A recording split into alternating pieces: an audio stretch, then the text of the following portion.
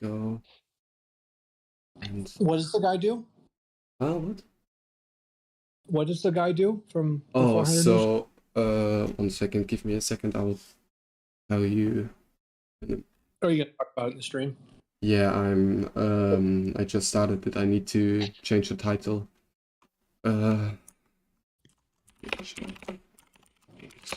Podcast.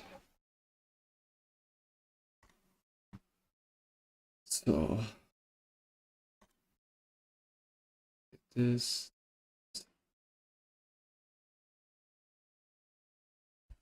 And there we go. My timer went off. I gotta go steal a uranium mine. Dude, you should just set one troop in there. That would be so annoying. Imagine seeing someone in the level 7 mines with just one troop. Dude, there is actually a guy up here. If you see him in the mine, he's like he's a C40, I think. He's actually pretty strong. But if you see him in the mines, he'll only have one troop in there. And he will only hit people when he, bigger players when he has Aeon. So, like, you'll only see him pop up, like, every 48 hours. And he'll do cool. He'll hit, like, all the, like, players that are somewhat close to him. He'll just hit him with Aeon and then put one troop in the stuff. You're like, this dude's such a loser. But, dude, that's funny. That's funny. Is he always in the level 7 mines too?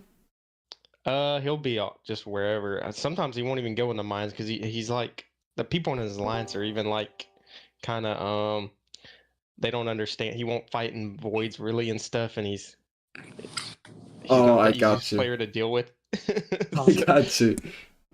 They kind of join in on the poking fun at him. You have a possible rolling stolen vehicle northbound Pacific coming up to J Street now. Oh shit, Travis, what you doing? He's in pursuit. Oh. I'll get you a plate here just a second. Travis, tell him you gotta wait. You gotta do uranium mine stuff. Oh no, I got like... Oh, Starscream, you activated the camera. What? So first of all, let's look into the officer skin, the new Maria skin. Just pretty quick, so we can hop on to the next topic. The new skin is available in Polar, and you can now pick between Aeon and the new Maria skin. But to be honest, the new skin is really, really bad. Okay. So where is it? And where is she? There we go. So looking at the skin, you see it's all the troop block thing again. It's okay, it's nothing special, but it's a nice addition. But looking at the level 3 and level 7 thing, it's just bullshit. It increases the breakthrough skill by 16% total. And it's just not worth it. It's a chance of 20% that you might deal 16% damage more on already 200%. That's like nothing. And you're spending, I think it was $130 to just unlock it, and then another couple $100 to level it to the level. So it's really not worth it unless you're a whale. So for the normal player, just keep buying your $8 of Polar shit per week, and that should be about it. Don't go for the skin, it's just a waste of money. So, now to the main topic of today. There is a separate Discord from Inekos. I hope I pronounced the name right, but if not, I'm sorry. And there we have some VIP group. And the idea here is to gather like all the bugs and game changes and new feature ideas we have for Camel. And we already collected a couple, or Aludin collected a couple already. And we can go through them really quick. So it's just basic ideas like the scoring system that you see, how many points he's got in like Void or Frenzy, that you see it on the battle report, then that the fleet movement lines, wait, what is it? That it's more visibly for people that are colorblind or have color blindness in some way, like red-green weakness. So you can do like a colorblind option or something like that. And then we have something like, where is it? Lack of shortcut settings. So for example, for recruitment, that you have a 24-hour recruitment button. And we want to collect as many as possible of those ideas so we can go to camera with those and help the developers, give them actual good ideas what they should change about the game or add to the game, and not just spend more money here or spend more money there. In a separate podcast, we will talk about it in more detail and go through every single topic. But now I just want to know if anybody has some stuff they always wanted to change or always wanted to be different in the game. Yeah, I want to be able to exchange the resource crates that we get in the black market exchange for like fuel or speed ups or something like that. Okay. Like the gold resource crates. It'd be great if we could exchange those for different things. Okay, so you mean in the merchant box, like exchanging the resource crates instead of the dollars, or what? No. When you on the far right tab of the merchant docks, you can do like the exchange where you can exchange like. Oh, okay, gotcha. Yeah, if they put the resource crates in there, that I could exchange resource crates for anything really. That'd be kind of cool. Okay, so having more options there. Wait, let me write all that down really quick. This so resource crate exchange option, black market. So I know one of my alliance members wanted to be able to like exchange 8-hour shields into 2-hour shields. What do you think about that? Oh, I like that too. I think I would really like it if they made it an easier way to swap officers, like while you're attacking or in a battle or something like that. So I could like switch to Brave Star super easy instead of like having to leave the screen, go to my city, go to my freaking officers building and appoint them that way. So like a shortcut that you can modify in, let's say, your commander skills or something like that, that you switch your officers to a certain preset? Yeah, like, I mean, even if I'm going to make an attack right now, when I want to switch in Brave Star, I have to go into my city. If there was just some like quick little way to switch them while you're on the map or while you're looking at a battle or something like that. Yeah. So okay, so you don't have into the go into your city man. Okay, gotcha. Yeah, to appoint different officers. Like a I don't know, a quicker way of doing that. On Easy. So wait, we had this shield breakdown 8-hour into, let's say, for 2-hour shields for a certain price. I have an idea. Okay, yeah. Be able to buy speeds in the Alliance app. Oh yeah, I had that in mind too. But we would need to, maybe we should also tell them that we need more speeds in general, because it's just a mess that you have to buy, let's say, those fuck you packs here just to get a couple more speeds than usual. Because $5 for 4 speeds and 1000 gold is, well, yeah, being able to get more speeds, packs, and maybe alliance shop. So, what do we want? So then in the YouTube chat, someone said something about being able to do something with the turret parts once you're done. So this stuff here, oh, I can press on upgrade. So at some point you can't use these turret parts anymore, and we need some idea what to do with that. Yeah, those What about being able to give components, like equipment components, to your other alliance members, or like Titan components? Oh, exchanging items with, like exchanging or just giving them out? Because if you Give them out. because I see a problem with that. Now, what if a person decides to be a free-to-play player and then have 50 farms or something like that and go into the same alliance? And now those 50 farms give you two equipment alloys every single day. That's 100 alloys per day for free. Yeah, that'd be a lot. Yeah, that's Right. a lot.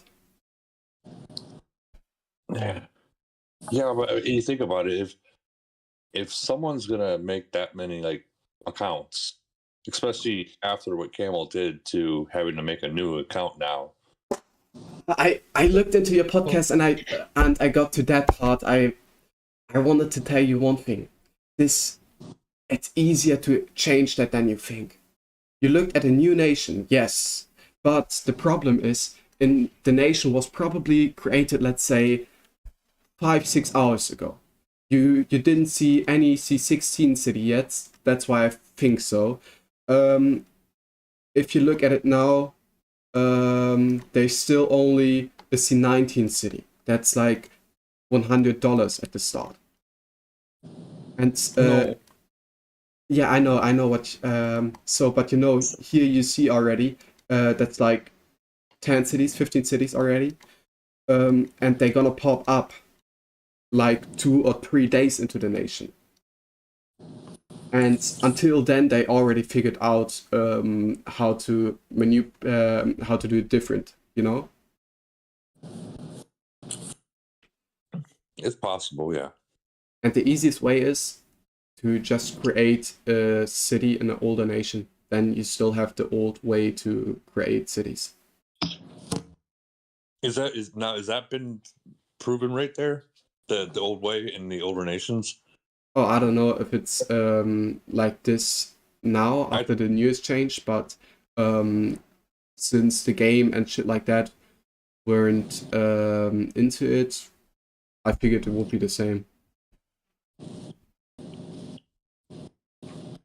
So, I mean, I don't know if others have commented on it yet, but as far as I know right now, if you try to make a new instance on any of the emulators right now, you can't do anything. Yeah, they don't work. You just see the city, the inside of the city, and you can't press on anything because there's no buttons to press. So the only thing that's working is old instances. So the way I went and try to make 2 new cities, and when you first start the game now, you gotta actually manually push the screen and do like a mini game over and over and over again. And then the inner part of the cities are completely black. So, and like it's like going into like a dark mine, and with a torch. So, you know how it is like when you used to play the game Zelda? yeah. You get to see the map until you go in there. It's the same thing now. Yeah, okay. And you got to play a lot of mini games just to, a lot of them just to unlock like the hospital, or you can't even make a farm or even get to the farm after you have completed other things. They've made it very, very hard to where you can just open up an instance or make a new instance to make new cities now. But in retrospect, you know, we all know how programmers are. They'll figure out something eventually. Mm-hmm.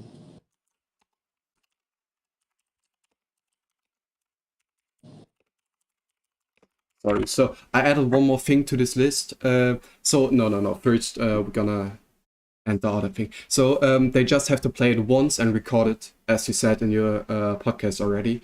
So it's really not a big deal.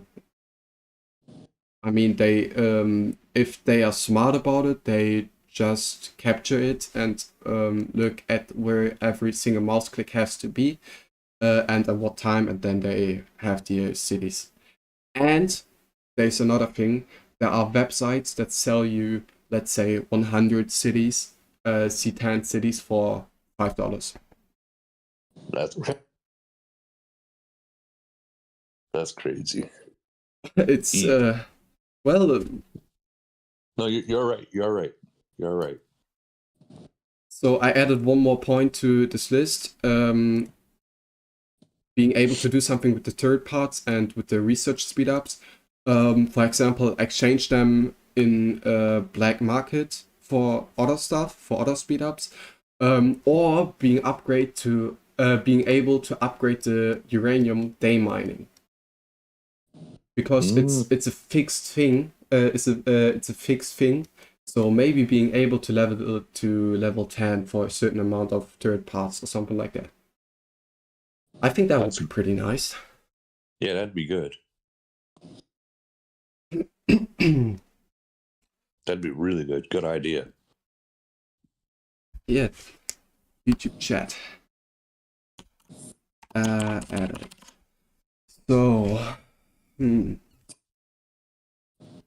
then, until we have something else to add to the list, we can make assumptions about the new disruptor resistance.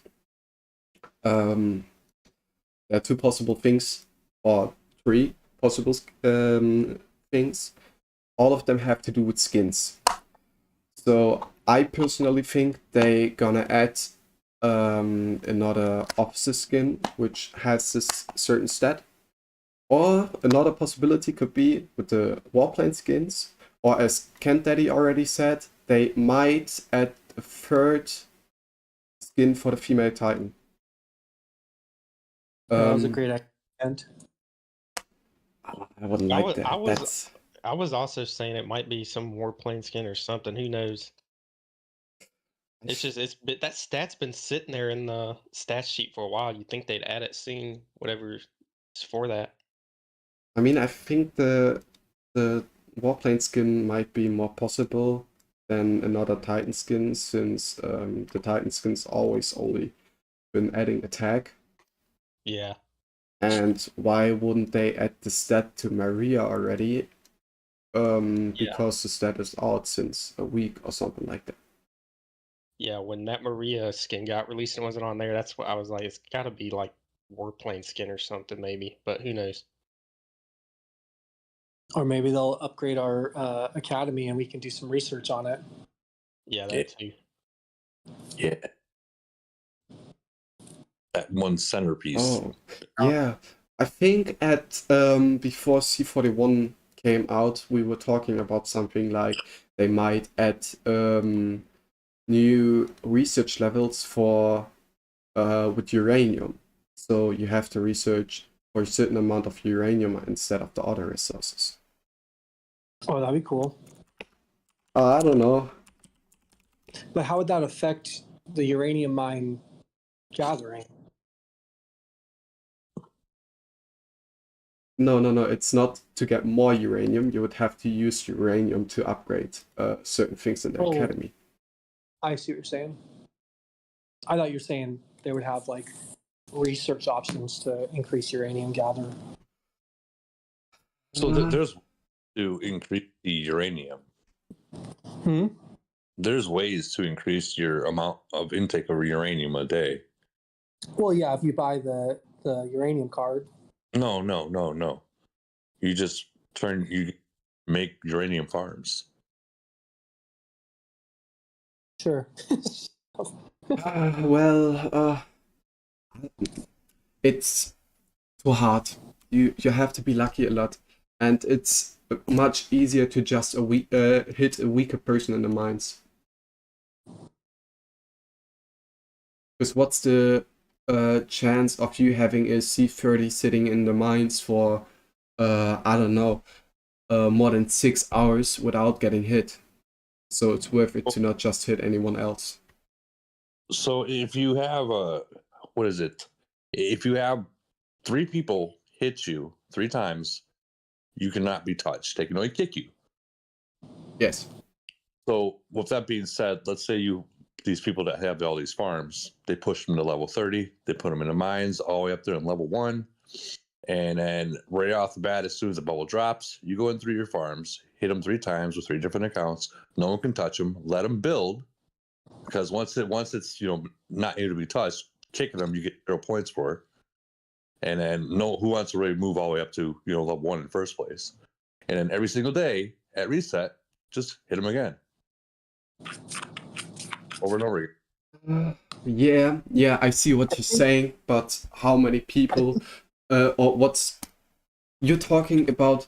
You not being in the level 1 mines, but if I see someone with, let's say, 500 uranium in the level 1 mines, I'll just go for it, hit it. I can kick it, and then I still get the a couple of uranium, No, not if it's already been max plundered. So you max plunder it, and then right at reset, you're saying you hit it again, Woody? Yeah, you hit it again those 3 times. Does the max plunder start over at reset? Yeah. Oh, I didn't know. Yeah, that. it does. And I tried to game them when I got hit that many times and didn't realize that it reset, and then immediately, like right off the bat, it reset. I got hit. I mean, you can keep your main farming in level 6, level 5, whatever the case might be. But those 30 farms, you just keep them in level 1 every single day. Max plunder it with, I don't know, go with like 4 of you guys in your nation, or your alliance. Max plunder it, and like I said, once they're max plundered, you can kick it, and no one's gonna get points from it. And that's the case. Go back in, put it right back up there. I think you underestimate the stupidity of these players. So they'll hit somebody. In my alliance, they'll post a uranium battle and be like, "Why didn't I get any uranium?" And I'm like, "Well, because they were at max plunder." And they're like, "What?" They had no clue.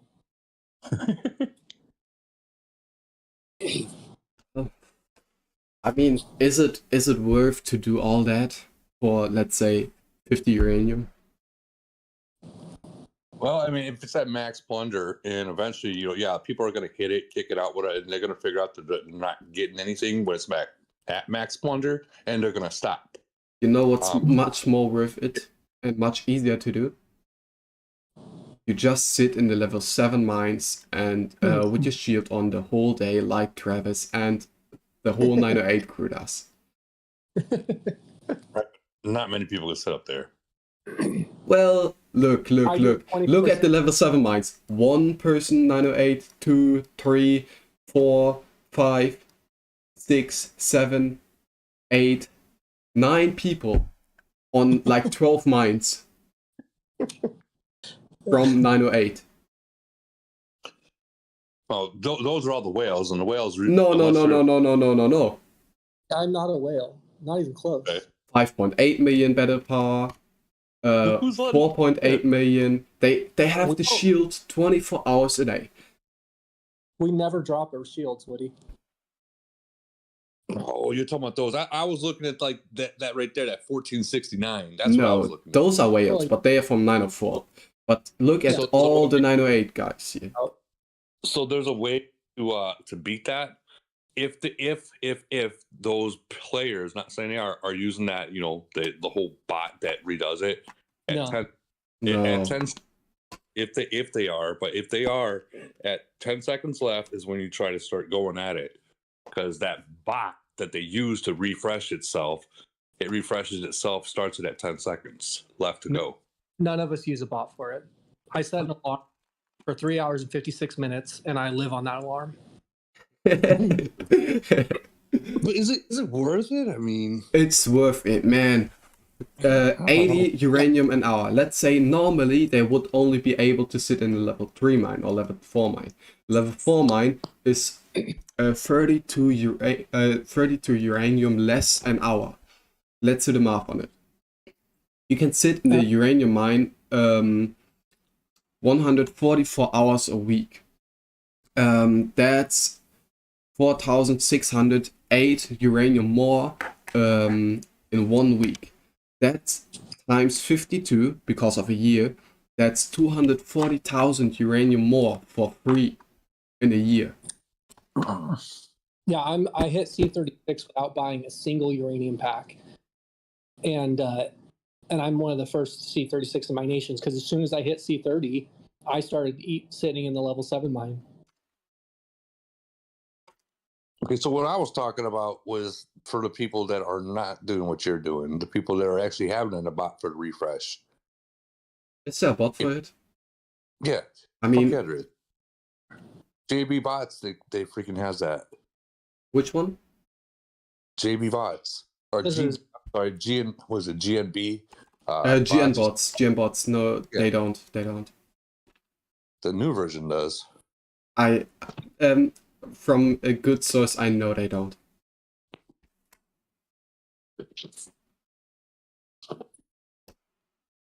But there was one player who actually did some macro to run it over and over again for pounds, and you could do something like that for the uranium mines. But in GN bots, it doesn't exist. So so they're looping it at 3 hours or Yes. 4 hours Yes. or 3 hours and 59 minutes and 50 seconds. Yes. Sometimes I switch it up. Sometimes I switch it up just to keep people on their toes. Jeez. But if you do Or it manually, sometimes I mean, you earned your 240,000 uranium more a year. Mhm. Yeah, as soon as that uranium mine opens, I'm like sitting there refreshing it, waiting for those 2 minutes. You know how like Right. once reset hits, it says like 2 minutes. I'm sitting there like entering and exiting mine, entering and exiting mine, and then as soon as I can get in there, I hop in a level 7 mine, and everyone in my alliance hops in them and starts sharing them, and we all just hop in, and then we piss off all the whales. Can't blame you. I mean, no, let's be real. I can't blame you. Like, for real, can't blame you. The whales. We made it a game. We made it a game in my alliance, and everyone has gotten so much more uranium because of it. Like it's something that we now made fun. It's something that's fun for us, and so it gets more participation, more like team building because we're all like send each other messages like, "Hey, your mine bubble's about to pop!" Like we're like blowing each other's phones up, you know. So yeah, it's a team building thing. It's fun. That's cool. You made it a game. That's pretty cool. Yeah, and we figured out really good ways on how to steal people's minds, and it like so other people will try to do it to us where they'll occupy a mine and then they'll just every 4 hours they'll rebubble, but I'm really good at as soon as they remove their troops from the mine, I can jump in their spot. You sit there for fucking 8 hours watching it. Well, I don't have to watch it for 8 hours. Usually, like within. That was the over embellishment. Still, you know the what you get what I'm longest. saying. The longest I've sat there, and you can't just watch it. If you just watch it, all of a sudden it won't be empty. Like all of a sudden they'll just be back to 1 uranium, and you're like, damn it. So there's different things you have to do. But the longest I've sat there to do that is like 15 minutes, where I'm just staring at my phone, like. Dude, that's crazy. That's crazy. But there's 2 different methods that I use to steal mines when they try to reoccupy it. But yeah, the uranium mine matters. They matter. Yeah, the level 7 mines make a huge difference. You can also get the same amount of uranium if you sit in a level 6 mine, and every 4 hours, if you're able to occupy somebody else's mine in the level 6 mine. So if you're strong enough, you can sit in a level 6 mine, and then when someone else's bubble drops in the level 6 mine, you can occupy it, and you'll get the same amount of uranium as if you're sitting in a level 7 mine. Ah, there you go. But that's crazy, dude. And sometimes you can get a little more if the person, usually the level 6 mines, they get kicked pretty quick. But if they're not kicked pretty quick and they've gathered more than 4 hours worth of uranium in the level 6 mine, then sometimes you can even get. But, and it's easier to hold the level 6 mines.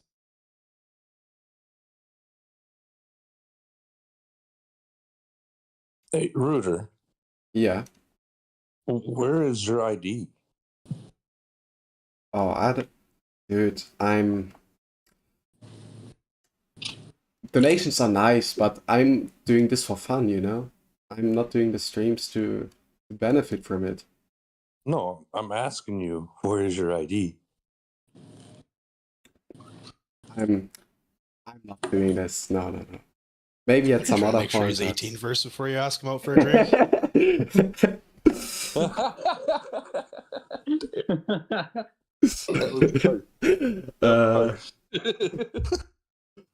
Ouch. Said it with love. Don't take it that way. I know. Oh man, That was a good one. I'm not gonna lie, man. I've had to be on the ball these past couple of days. It's been fucked. dude, you quit the game. What you still doing on our podcast? Oh, I'm still fucking being a thorn in your ass. Yeah, no. Yeah, he quit the game. Well, I'm on the fence about it. I'm definitely not spending any more money. That's a given. Dude, you got back into it. You told me so proud. Yeah, I quit the game. I let myself zero out. Bro, then you got the fucking meme in the Discord. 24 hours later, you're already looking up a new nations. It's fucking whatever, man. So if you want to join 93, let me know. I want to see how this fucking plays out first because it's pretty fucking spicy. Yeah, you control and they're pretty hard, I bet. Dude, it's so Say funny. what? I said you control in your nation pretty hard, I bet. Oh yeah, I don't give a fuck. I'm not really trolling though. No, pretty amusing. 923 is a real good nation to go to. Just saying. I thought 913 was the nation to go to. What are you talking about? Dude, it's 913, man. You gotta change the digit there. Wait, you gotta change does that 2 to 913? 1. Did they go to 913 or did they go to No, they went to 898? 913. Oh man, that's crazy. I want to see how that merger works out. MK1 is like kind of decently strong. Yeah. So it doesn't really surprise me, but I don't know. It doesn't really matter either way. You're still gonna have the fucking bear either way. Yeah. Router, did you see that I found a troll account that the bear made on Reddit? Yeah, dude. No. Hey, Oh, that was no. I didn't. Wait, which one? Like, I did posted. you find I it on the posted it in AOZ your page? Discord. What? Did you find him on the AOZ page? No. Yeah, on the AOZ Yeah. Reddit. Yeah. Bro, I went to go check out the Reddit this morning. I'm like, the last post is like 2 years ago. I'm like, what the fuck? No, there's a different one. I think There's another one. Yeah. Okay. I posted the link in Routers in 93's Discord, but it just made me laugh, going off about donuts and fatty and all sorts of crap. Well, that's a good cartridge. It's, It tastes like peach though. give me a second. I'll show the Age of Origins one.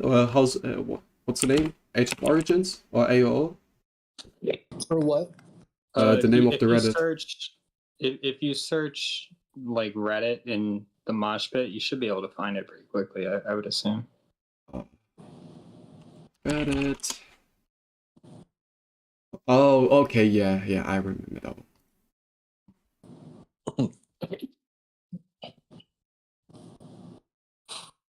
What about like a triple nation void? Nah. Yeah, fucking Quad Nation Oh, Void. Ross, how about some event like Global Conquest between like the top 100 players of each globe? That would be pretty fun.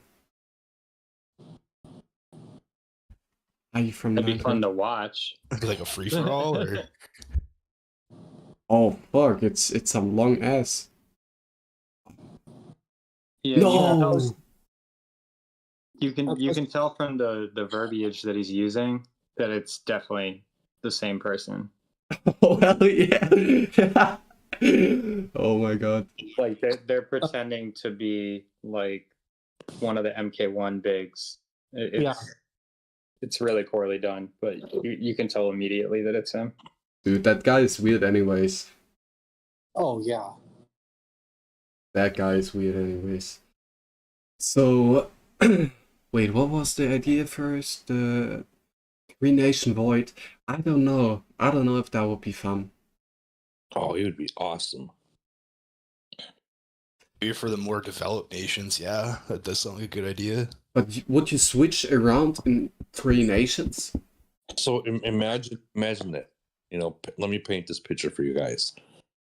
You can jump throughout Three Nations. You got one alliance watching this one city, right? They go attack, and then the whole another nation comes and attacks the people that are attacking as a counter. Well, but everybody should be hiding anyways. True. But then you don't know what nation to like. Oh, that's not true. It is, but it isn't. But you got that one or two people that they fail to always do it. Or they're very high BP and they're fun to burn.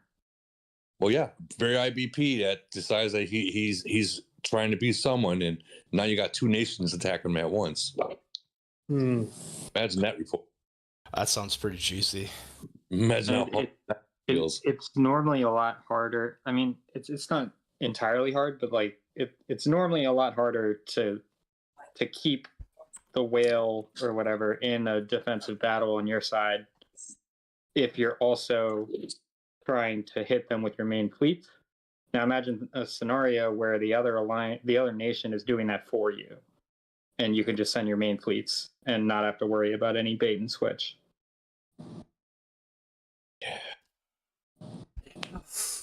Well, It'd be fun. I mean, I'll write it. I'll just write it down. Maybe it's something. But... I mean, it's an idea. I'm not sure if I would like it, but it's an idea. I mean, the person that gets burned by two nations, of course, they're not going to like it. But I mean, but being a part of that attack, you'll love it. Huh. I think the biggest argument about the whole thing is like who's attacking first because they're going to get the most points. Oh, you can just say what every high tier caliber person fucking player says. Troops are meant to be lost. Well, it would have a weird dynamic because it would incentivize to a certain extent. I mean, you could see it swing both ways, but it would incentivize being really fucking aggro the whole time. But like as an alliance, because you would want to get in there first. But also, depending on the other nation, if you got in there second, you might do even better. Yeah. So it could swing both ways. It's kind of interesting to think about those hypotheticals. Rodder, one thing that I would bring up is the black market. Is there any way to streamline that thing? How they've been streamlining a lot of the other events when you have auto kill, other things for like Mother of Doom. Black market takes a while. Auto buy. Okay. I just keep thinking like, for a daily thing, and it's a lot of value, but man, it's sitting there for like 5 minutes going through black market for resetting it 20 times and going through 3 tabs. I just don't know what the idea would be to streamline it. Okay, yeah. So you choose some certain item you want to buy or a couple certain items. Yeah, if there was like a priority or anything, like, hey, we all want fuel, we all want certain things, like, hey, however it would work, but some way to streamline that, because it's just, we all have our own lives, and like that is just a little bit of a time suck there.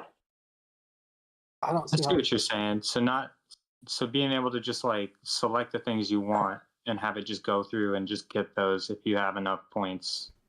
Yeah, that would actually be an improvement. Yeah, like if you have gold and other things, and it's like, I don't care as long as I want these items, because we all pick the same items typically. Yes, it's all RNG, sir. They do it to cycle gold out of the game as well as anything else. Same thing with Zcoin exchange. It's all RNG. They do the same thing. Same thing with elite recruits. They're going to continue doing the same shit. If they change that, they're going to have to change a lot of other things. Yeah, Well, no, but I mean, they I'm wouldn't- more than happy to say like I give you 1,000 gold, right? I'll give you the 1,000 gold, and I get to pre-select, and this is what I want, and boom, like you get. It's almost like gambling, but I'd rather just do that than going through each one. Yeah, he's not saying like change it. He's saying I want to just press one button after selecting a bunch of options beforehand, and then it's done. Like how the Yeah, mother. I was That's thinking Well, they're about doing something other like things. It's beautiful that they did that. Oh, Or dude. like how the more like how the privileges shop is. What? More like how like the privileges shop is. Like you get like 4 options. No, it would still be 20. The Mother of Doom is the perfect example. You can just click it once and it does it 10 times. Okay, yeah. Yeah, but you want something like you can select like if you open your privilege shop in your monthly card, Router, go to your privilege shop, like where you could just select what you want in there, and then you can just go through and just buy it. Is that what you're asking? Like more for black market? Well, I'm just thinking out loud on this idea because it's black market sucks up most of my time when I do the dailies, right? Like, because obviously I still spend a shitload, but I still go into the game on a daily basis and do these things. I'm just thinking of ways to streamline it. Instead of like refresh 20 times. Like you can preset like, hey, I'll give you the 1,000 gold, and if I could press auto and I know what I wanted, something of that nature, right? And then it's like, okay, there was 5 fuels available today. Yeah. Yeah, it's okay, just yeah. like- Yeah, I added it. I just added it. Maybe they're gonna come up with some you can idea, but automatically have it deduct the resources that you would be giving anyways. Because if you just select which resources do you want to donate, boom, like just say take whatever you want, right? I mean, realistically, all they have to do is they could just put it in the bag shop. no, that would be too overpowered because then Obviously. yeah. Well, I'm wondering if they did something like that, if the algorithm would read what you have and just give you shit you don't need. Don't bring logic into this, Woody. Yeah, you're right. You're right. It could, but what's to say they aren't already doing that based off of what your inventory levels are? Well, No, they but are. but there's a chance of you getting fuel like 1 or 2 times, or let's say 20 times in the buy option. So, and this number is set somewhere. Yeah. So if you take that number, it's like the average on all those 20 rolls. And if they would just give you that as a buy option, it would be fine, I guess. Like how they did with elite recruits. Like every other one, you're now going to get 8 purple officers. Yeah. I've noticed that for like fuel wise per day, it's been close to like 18.25s per day and like 4.50s per day. Yeah, something like that. Yeah. Router, what I want is an option to maybe like they'll drop less or they cost more, but an option for your officer commander skill, or your officer skills, like your Aeon shield, to be sped up, or like your fast expansion to be sped up, like so you could buy speeds for those. You guys remember at one point, like, you know how you can exchange items for items, like fuel for fucking 5-minute speed ups or whatever? Do you guys, like, correct me if I'm wrong, but I swear to God, I remember them offering purple fuel. You were able to trade something for purple fuel at one point, like last year. And they changed it. Oh, I don't know. I don't remember. But some sort of speed. I'm crazy. Or your fast expansion quicker. Yeah, but that I would see be only interesting to be able to get Aeon like twice in an event. Yeah. Right. Back to back. Yeah. I see an issue with the SOS and with you being able to have the rescue like the whole day. If you have the rescue the whole day, then you basically can't, or you basically only lose like 5% of your troops you're actually sending. So it would be kind of useless, you know. Or it would be too few losses to not avoid being the one wanting to attack, you know. Yeah, but the idea of the fleet expansion wouldn't be bad. I mean, essentially, you're using more troops, you're willing to risk more. Yeah. I mean, and also the Aeon Shield, that'd be interesting if, I mean, I wouldn't say tailor it to the whales, but, you know, again, some type of incentive, because those are big factors when people want to play. And if they know they have it multiple times, they'll log on more too. Mm-hmm. Yeah. Yeah. Well, I just added. We're just collecting stuff, so we can go through it with the whole group. And if you guys want to join this group, message Inekos. I don't know how to pronounce that name, man. I will wait. Where is he? Where is he? So this guy right here. And just tell him, yo, Rodder told us about your Discord server, blah blah blah. Could you send me an invite or something like that? And then he will add you to it. He does a lot of spreadsheets, really cool spreadsheets. So if you want to support him, rather send him some coins or something like that, because that's so much work. Let me show you, let's say, the merger dashboard or something like that. There we go. So he collects all the merger data and makes it into one very, easy thing to look at. It's loading, it's taking some time, but then you can just enter a certain nation number and then you see how many nations are in that nation. So let's take, I don't know, which nation as an example, 555. So now you see all the nations that are in 555 and how many nations are in 955 and when they merged. It's nothing really necessary, but it's just a cool addition, you know? And he also has some whale stat dashboard and some stat calculator, which you can basically add everything regarding your city build, and then test what if I had a triple S instead of a double S, and stuff like that. It's just cool to know, so you can plan accordingly. And in the stats calculator, you have also something like the upgrade calculator. So you want to upgrade the Titan, and you want to spend this and that amount of money. Then he's gonna give you like which packs you're gonna buy, or the uranium calculator. How long does it take for you if you're spending $300 on uranium, buying the uranium card and stuff like that? How much time do you need, and what's the expected date for the building to be finished? It's just cool spreadsheets, and it's just cool that he's doing all that and gets basically nothing from it. So if you want to support him, just slide him a message and maybe send him some coins instead of, I don't know, whatever. It's just instead of Rodder for sure. No, I don't need this. Hey, so another idea too, you know, I wouldn't be opposed to this, but it would probably get more participation in certain events. Have options when you win the events that you get to choose what you get.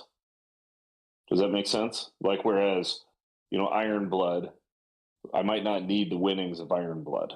Oh, right? Because if my equipment's maxed out, I don't need S or A equipments. Okay, we have some different way for this already. For example, there are items that you don't need at some point anymore. So for example, like these stored energy jars or something like that, or the mutant DNA. We thought about something that you can exchange them in the black market for other stuff. Like we have it right now in the third option, you know, like some speeds for this or some speeds for fuel or something like that. So we can actually do something with the items. That's possible, but I'd also be intrigued by if you win the event, you get to choose, so they don't have to put it in there as well. Like if there's like maybe one or two options, like if you want, you know, modified fluid for the Titans versus an equipment or anything else. Because it's so generic, I know that a lot of people actually don't play certain events because, well, I don't need those things. choosing. I'm just thinking it would drive more participation for them in these ordeals. Not that I want to see more monsters come around, because I don't like to see the Martes of the world enter, but You don't need any. What's wrong? Stuff anymore.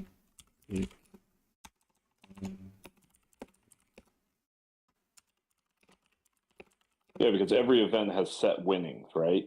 Yeah, Or yeah, I got it. I got is. it.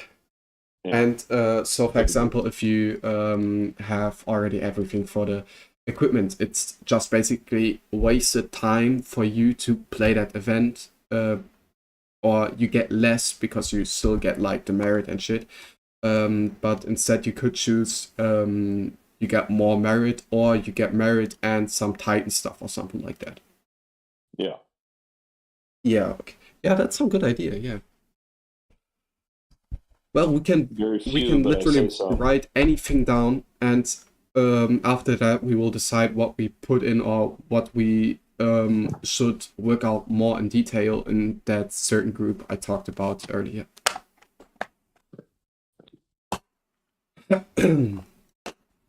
But yeah, I guess that's something that could work.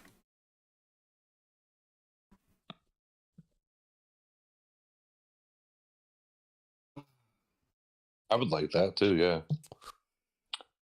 Well, if Woody likes it, it has to happen. Well, we all know that Camel doesn't like to change a lot of stuff. No, they don't. Yeah, but Cam will listen to Woody. No. I know, I'm kidding, I know. Well, the problem is some vets are allowed to say more about Camel, and some are allowed to say less. Let's keep it like this. I choke. Yeah. No comment, guys. Literally, if I'm like, so Camel does.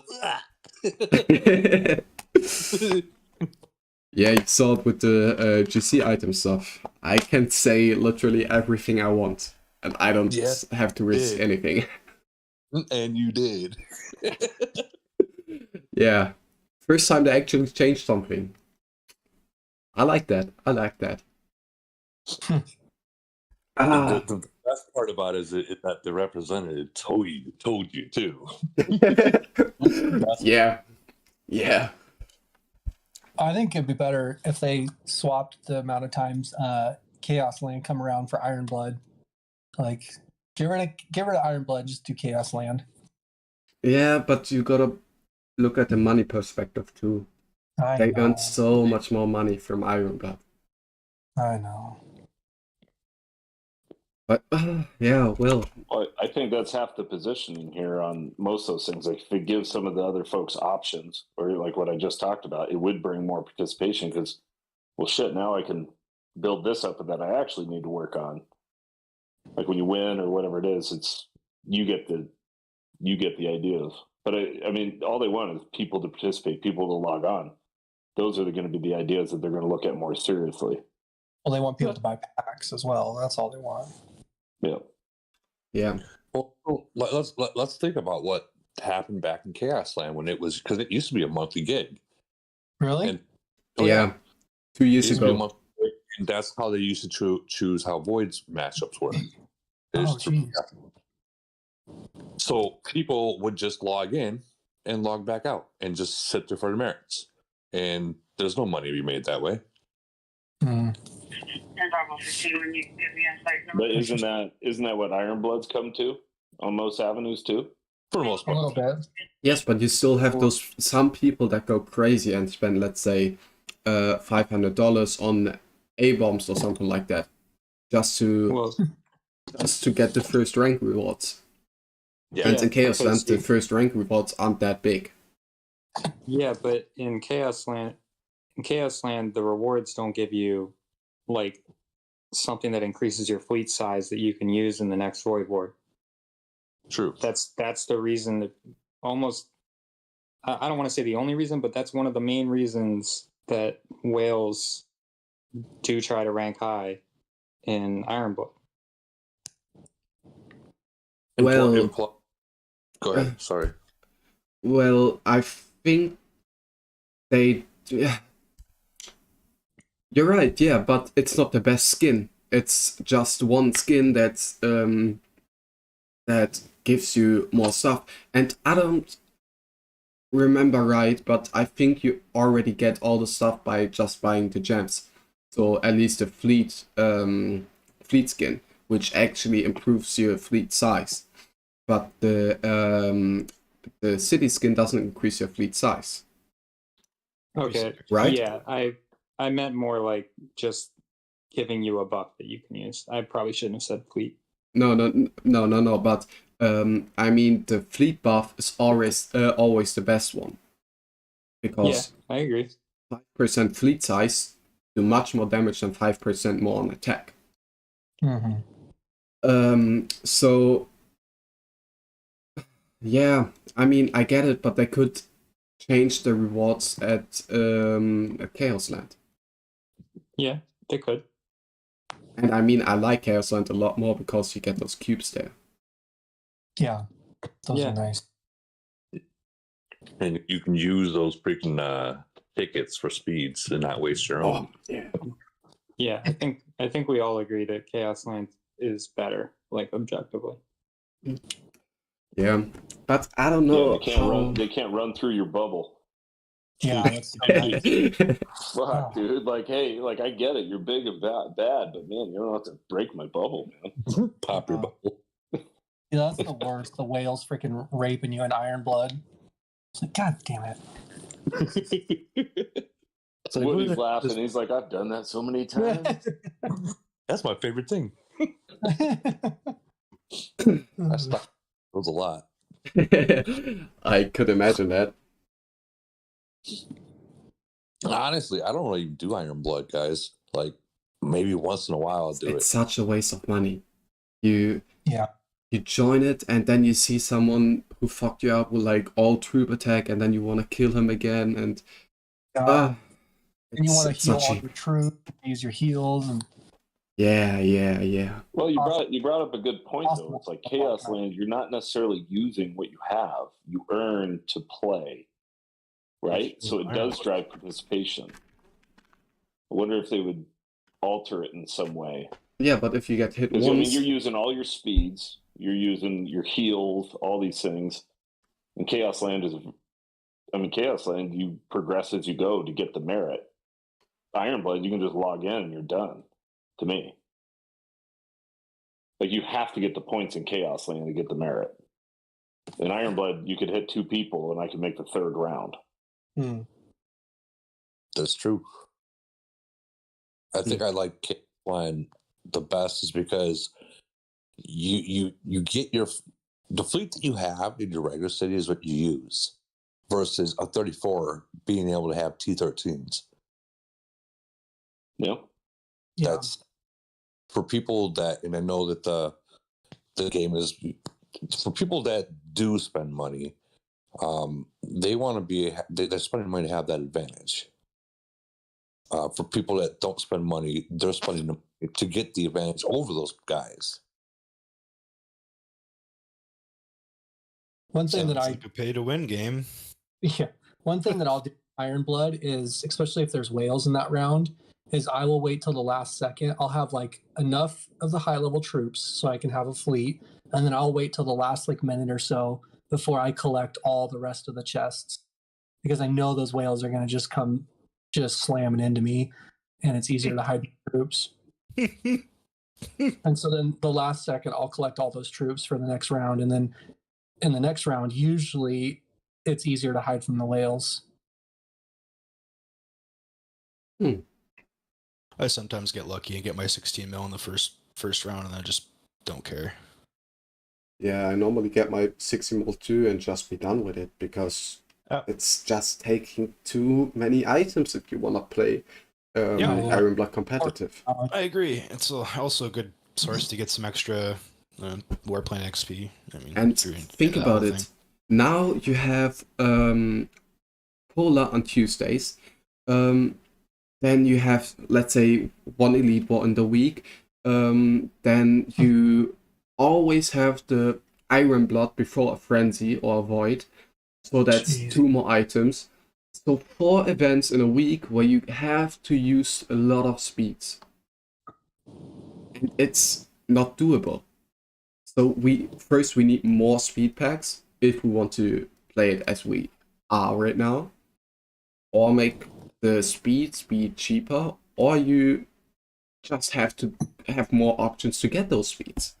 I think getting rid of them being like in black market, especially them being fragments, just do like a trade for a full speed instead of frags. That's a good trade off. Do you guys ever get the 1999 in the Blue Coin website, the one with like 50% speeds? The 20 ones? Yeah. Oh, no, yeah, I do that. 50, 20. The $20 special pack. Yeah. Yeah, that one's pretty good for like 50% speeds. I said 50, but I was thinking the 50% speeds. Yeah, you never drop it. You what? You never know when they drop them, no. I know. You do if you buy a lot of coins. Yeah. That is true. Rodder I try to wouldn't know. only He still buy- has 0. I try and only buy them Yeah. when they're on the. Dude, I tried to give some coin. It's okay, Rodder. I'm in the same boat as you. No. I bought a pack and I went to 0, and it's the best feeling ever. Seeing a 0 there, or, well, unless you have big numbers of coins, but hitting the 0 without having 50, 60 coins on there, that's just best feeling ever. You just emptied out perfectly. Yeah. You're like, I fucking used them all. I think that's only happened twice with me, and I've actually unknowingly get it perfectly where it's like 499 left, and I use it, and I'm like, and then it looks weird to me that I don't have any. Yeah, satisfies your OCD. You're like, oh yeah. You feel naked. Yeah. Yeah. Well, that just makes me sound cheap. I try and only buy the, because 2 times a month they put the coins on sale, where they give you extra coins when you buy them. So I try and only buy them then. Suddenly feeling like the DVD loading screen was training us for something.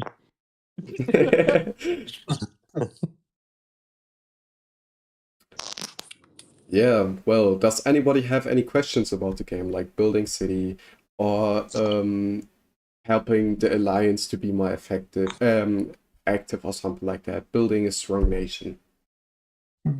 When does it end? When does it end? Never. No, this is a Well, you long-term see it thing. already. You can't get rid of the game, man. You're still on Yeah. Don't do it, Trip. here. I've already put so much time and effort into this without spending like you crazy motherfuckers. So like I feel like I have to fucking see it through. No. It just well, sucks that your skin is kind of so rocky.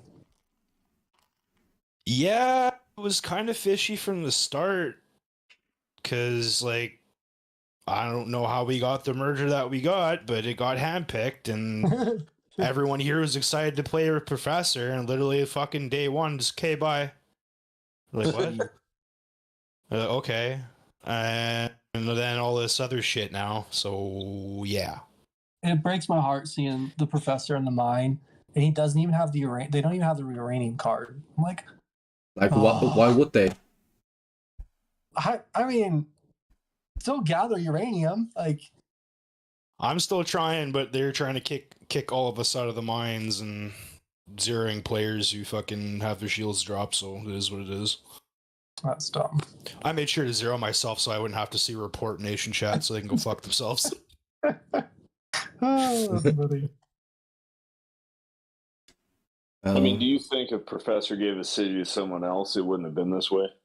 Yeah, definitely. I'm going to tell you this, and a lot of people aren't going to like it, but these are the facts. And Rip the Band-Aid off.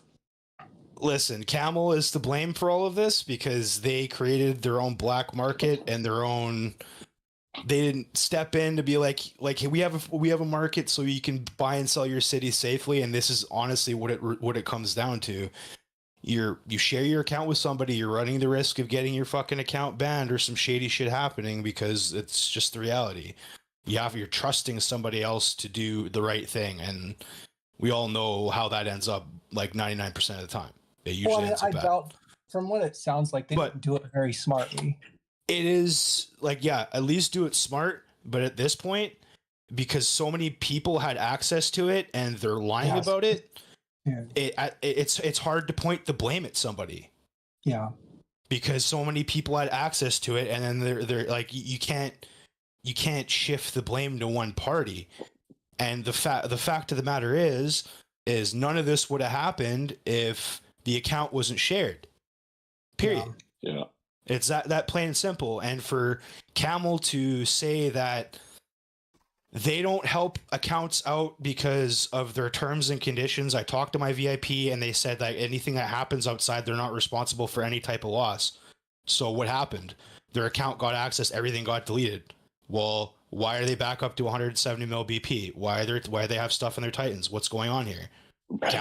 Camel obviously stepped in and abused their TNC. They completely broke their own rules in the agreement that we both signed as a party, and they played favoritism. They wouldn't do that for me. Guaranteed, if I got my fucking city hacked to zero, they'd probably be like, oh, too bad. What if that happened to fucking, let's say you got two spenders in Woody's thing and somebody spends more and that happens to Woody. They say, oh, too bad, but it doesn't happen to the other guy. What the fuck is that?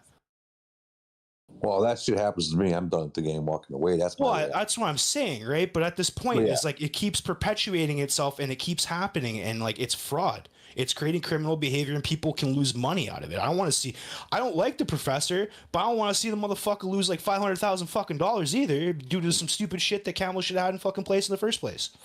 No, I agree. Like, I don't want to see any of you. Some of the people I don't like in here, but like, you know, I'm not going to be like, I hope you fucking lose all your money and I hope you lose your livelihood. I'm not that kind of person. But wait, who don't you like in here? Well, I'm not going to name names. I'm not saying anybody in here personally. I don't like, but I'm just saying if there was somebody in here that I didn't like, I wouldn't want that done to them. Like, no matter how much I hate the fucking person. Unless the person fucked my wife, then fuck them. But you know what I mean? Well, like the professor, what I'm surprised that they did is the professor quit the game. Like, he was out. So I'm surprised they went above and beyond to get his city back. No, because he still had the VIP access. I mean, this stuff like this already happened before. We can all talk about this, but does it really change anything? No. Would we really care? Well, no. It the happened. only reason why a lot of people don't care is because they're all like a lot of people here are all guilty of breaking Camel's terms and conditions. They all have financial ties in it. So like, I wouldn't like if I had financial ties, I wouldn't want to see this put through either. But the reality is, it's going to keep happening, and it's at some point it's going to be like, when's enough's enough? And if enough people get enough pissed off enough and launch enough like lawsuits, this game could be completely removed out of North America, right off of Google Play Store. There's no way you like China would laugh at a lawsuit. Yeah, they'd probably laugh at a lawsuit, but they won't laugh when they get removed off of fucking Google Play Store. They won't laugh when they get removed off of Apple. Yeah, I don't see that happening though. No, a lot of people say they don't see that happening, but you know, a lot of people say that fucking Diddy wasn't a fucking pedophile, and look how that turned out. Feel bad for Justin Bieber. Yeah, man, like you don't know until like what is this going to be, like a scenario of like 20 years ago? Oh yeah, you know, like we're sitting here doing a documentary. Woody's sitting there talking about, oh yeah, I remember all this happening, and you know, nothing could have been done. You know, it's good to see something happening finally 20 years later. You know what I mean? Like, something needs to get done because it's going to keep happening, and it could happen to any one of you guys too. You guys go to sell your fucking account, this shit happens. You lose out. It is what it is. I mean, yeah, it can happen, and if you sell your account, you take the risk. If you share your account, you take the risk. It's that easy. Yeah. The only thing I'm just upset about is that is like at this point they're shifting the blame to one party instead of owning up to like, we fucked up too. Well, but they're human beings. It's It's just like that. When you say it like that, then yeah, they're human beings. That's all you have to say. So so my point of view about what happens, someone deleting shit is this: whale players, and I'm sure Yasi could probably back me up, we would never, ever, ever do something like that in someone else's city because we know what they put in there.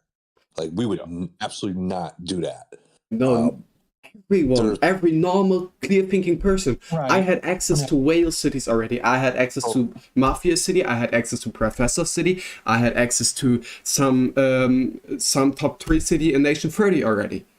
So the kind of player that would do something like this, and Ryder, don't take offense to this, would be a free-to-play player that doesn't know the value that was put into that. So if they delete something, it doesn't bother them because they have no clue what was put into that. It had to have been somebody that knew what they were doing because they knew to delete all the buildings, all the officer skills, refund all the Titan shit. Like everything. Like, I'm not sure if those pictures are legit, but you got to know what you're fucking doing at that point, right? Look, I mean, that would say this isn't the first time he did it. But like at the same time, it's like you have X amount of players in your own alliance that have access to it. You're trying to sell off an account possibly to somebody from my alliance, and then because that shit happened, they just assume it's us because they're trying to say it's Mafia and whoever is making a fucking power move. I'm just like, from a strategic standpoint, yeah, I could understand. You know, that's a smart move, right? But that's also like fucking piece of shit. Like. Yeah. You're fuck. I'm sorry. If he's listening, I don't give a shit. You're a piece of shit. Whoever fucking did that, you're a big piece of shit. Agreed, 100%. That they're a piece of shit. Like, I don't think Mafia would do that either. That's what I'm saying, right? Because I don't understand it. And that's literally taking the power away from your own nation. Eventually, no matter if you're in civil war, eventually you're going to end up playing together. Eventually, it might be a year from now. You're gonna play together in the same alliance. I've been trying to tell everybody that too. I'm like, listen, all this is doing is devaluing us as a nation, and I just want to do cross-nation stuff. Like, what are you going to do against older developed nations if our entire alliance just says, fuck this game, I'm not selling my account in parks or cities? What are you going to do? You're going to have 923 run over you. That's what's going to happen. It is what it is. After a merger, we can easily beat 980. No. Without a merger, we can currently beat 918 easily. Without a doubt. Probably, most definitely. Without a doubt. Well, Rodder, your test will come. I heard 904 and you guys are going to match up next void.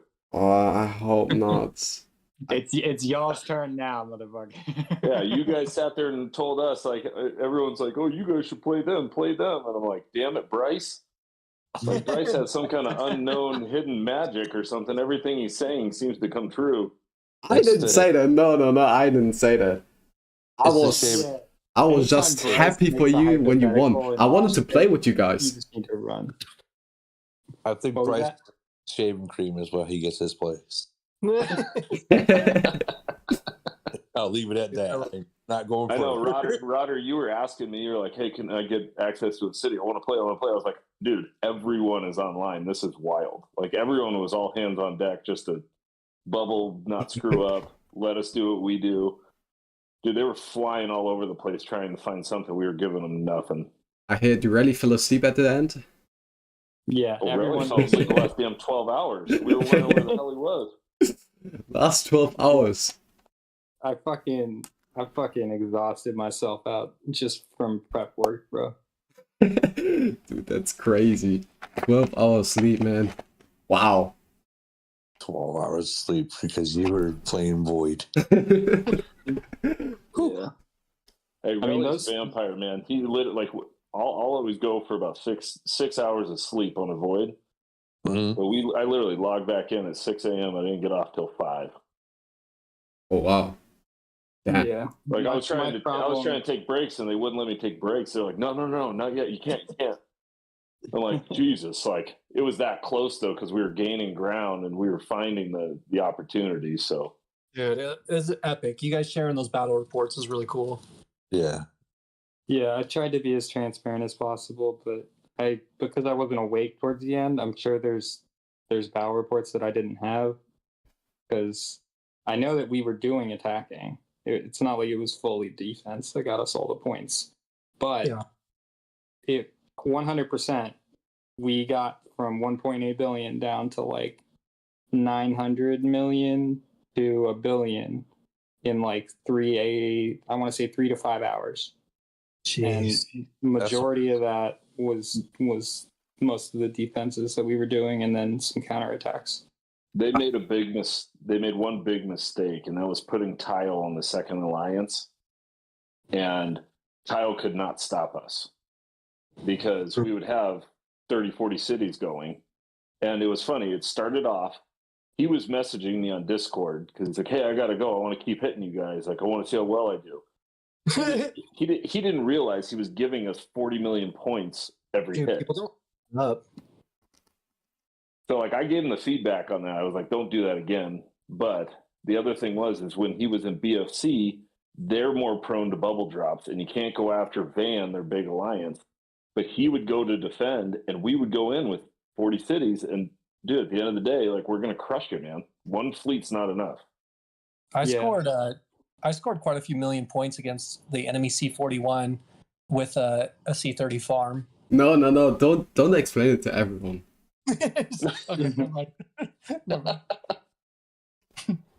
Yeah, I think Bryce already opened his mouth and shared too much. Yeah. You got mad last time. Don't tell anybody. No, but not this time again. Oh, I thought we were in the trust tree. Yeah. That Yeah, clip is on I'd repeat say- on our Alliance chat right now. Which one? The little farm trick. The cannon Oh, trick. Oh Yeah, man, we now you can drop the it. one that you were telling me about last time I was in here.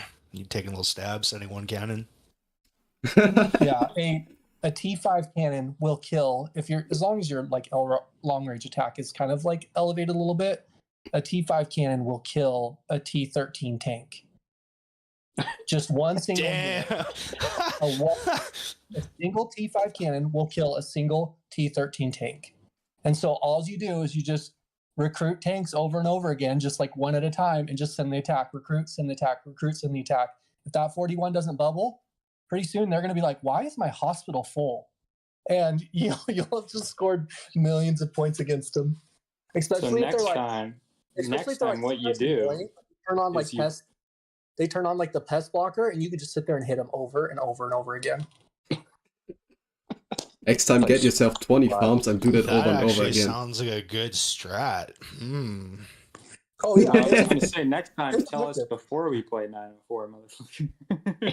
Oh, that sounds like a good strat we could use right now. There's two things you have to make sure. One, you have to make sure that the C-41 doesn't have lower level troops. Like if they've got lower level T-13, or sorry, not T-13. If they've got lower level tanks, then your cannon will kill that lower level tank first, and you won't get points. And so you got to watch the points to make sure, like when you send that attack, like okay, yeah, I did score points. I did kill their T-13 cannon, and then you can just keep attacking.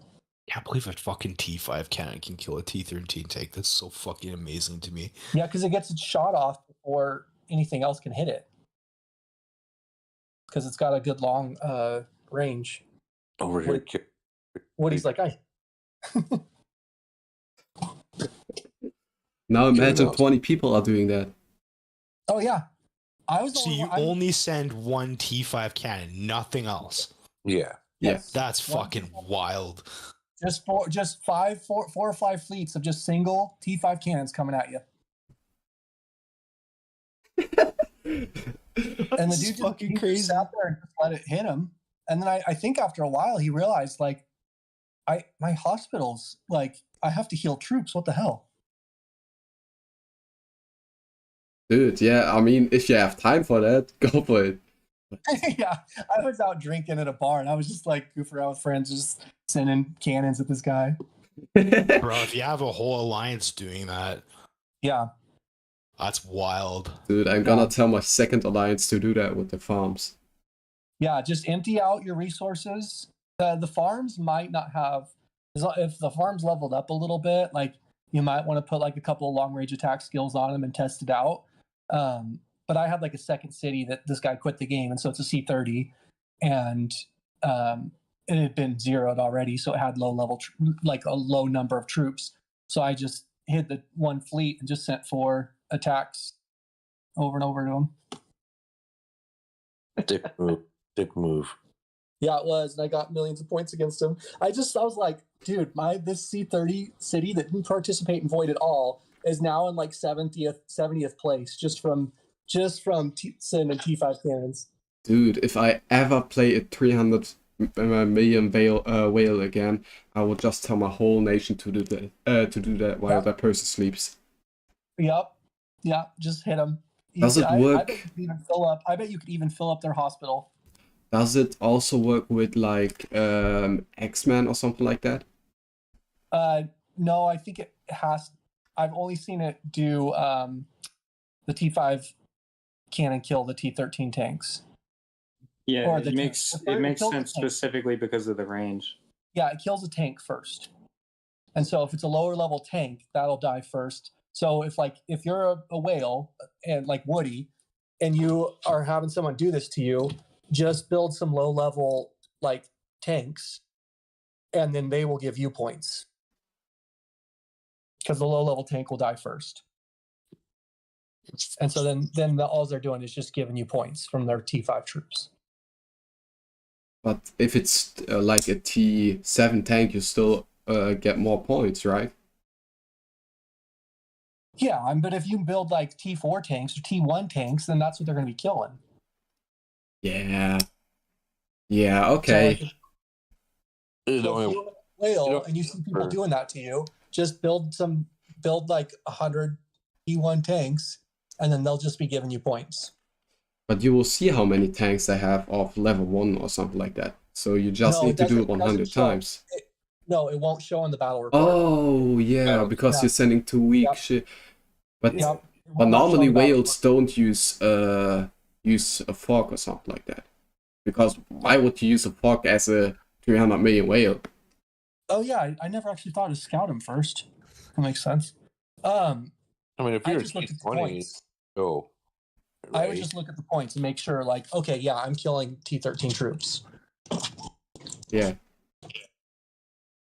If there's anything I hope that this group like achieves as soon as possible, it's just putting the fucking point totals on the reports. I don't want to have to spend an hour of my goddamn time after a void trying to pull out a fucking abacus out of my fucking ass just to prove to a whale that they were losing points hitting my defense. I don't want to have to do that shit ever again. Yeah, I've done it so many times, adding up all those attack reports. Kind of because of the amount of participation. That's a good idea, though. Like, why wouldn't they during a void or frenzy your plus or minus? That's already on the battle report. That's already on the list. It's just battle power. It's not telling. No. But it's on our change that list. Yeah, it's one of the top ones that we have. I really hope it can get them to just. I mean, they have the numbers. They have to even show us void like totals. You know. Yeah, I can show some screenshots really quick. I don't know if you can read it, but the people that watch it on YouTube can read it. So I messaged our vet manager, and he's in favor of the idea. Wait, where is it? Where are my screenshots? Right above. Oh yeah. Right. So I messaged him about the idea, and he basically. Oh, can you guys read it? Or is it too blurry? Too blurry. Splotchy. Okay, so but the people on YouTube can. So I basically just told him what the idea is, and he thinks it's a good idea, but Camel basically doesn't have enough people to do like this community talk stuff if it gets too many messages, right? So I just told him that we have this this shared workplace thing on Tiger, and he just wanted to get the link, and then he will pass on all the ideas, and maybe we will get lucky and get some of these changes. Be nice. So what do you think about void chat? Void chat would be awesome. That would be fucking funny. Yeah, I'll add that. Then we wouldn't be able to fight locked nations. Yeah, I mean, well, they they could just- they, they they could are in just the disable it. GC chat though, Yeah. so that's yeah, not I a don't problem. understand that either. I don't know. That's weird. Yeah, considering their law, that is strange that's allowed. Maybe that's why they have the weird censorship. I noticed that that's chip that after you write it and it blops out and you log back out of the game and go back in, it fixes it. Oh, really? Yeah, it fixes it and there's no more dots there. It's just Yeah, it was a recent change. Oh, Like, and it did you happened guys either see? before or during the last global conquest? Yeah. And did you guys see that we can see the 6-star sets again? Oh, it's Yeah. I was missing that, man. Oh, I was crazy. I got crazy because Yeah, of you that. had to you had to click everywhere around where it should be, Yeah. and it would show up randomly. You want to hear something funny about that? Okay. So Yeah. I was complaining about that to people in my own alliance and stuff.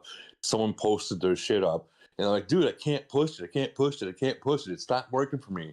And this is like 20 minutes going straight of it. And the guy I posted my shit, he made a video of it and say, dude, yeah, you just push here. And then it dawned on me, he's like, he doesn't even got the 6-star yet. And I'm here fucking pushing it. Oh my god. This is the caliber of players that you think won't kick you out of the uranium mine when you're at max plunder. Like it for like 20 minutes straight, I'm just like, it won't work. Oh my and then god. literally I looked, I'm like, wait a minute, he doesn't even got the 6-star yet. What the fuck? That's crazy. Did you burn him? Just for pissing you off. I did burn. Honestly, I did burn one entire alliance of my nation right after Void. Oh yeah, did you make a video about that? And I asked you in your live stream. Wait, let me look at your nation really quick. 36. There we go. I burnt all the players in the entire alliance. I got sick and tired of dealing with it. This one? Good. No, not Rock. It would be Myrrh. Myrrh. Oh, well, they're weak anyways. Yeah, well, they're definitely weak now. So they kept on bubble every fucking Void. Their bubbles be dropping, and not just one or two, like 6 of them. And that enemy was always fucking burning them. I got sick and tired of having to speed in and burn them. So we all decided to eat all the R5s. Us, Fam, and Rock decided after Void, wipe them out. Did you guys try and work with them at all? Like, hey, you can only have T5 troops now, or T4, or did you warn them at all, or you just burn them? Yeah, we warned them. So in our nation, if you're C30, you're able to have above T4s. Anything below that, you can't. Now, come merger time will be different. So even some of the 34s that are in there, they leaked points. So it's at the point where now your entire alliance, we can't even trust you with T5s. Like, it's a liability. Yeah, and I feel bad because some of the people in there, they never drop their bubble, but it comes to a fact that one person can ruin it for everyone. Yeah, it's a risk versus reward deal. Like, you have to realize that.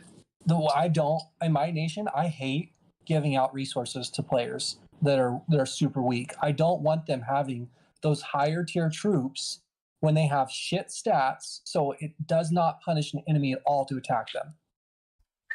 Like, all they do is it's just free easy points because they're not strong enough. And even if they go on an attack, those troops, their melee HP is so low and their attack is so low that they're not doing much. They're just giving the enemy points. So it's gonna get worse now, since you will have weaker alliances. Yeah, I know. It annoys me. But a whale can zoom in, get his points, hit that retreat button, and get out. And all the troops that he killed are the weak guys' high-level troops. True. It's true. So I can't stand giving resources to players that are just weak. It's like, no, you don't. You don't have the stats for this. By the way, do you have a plan for your merger already?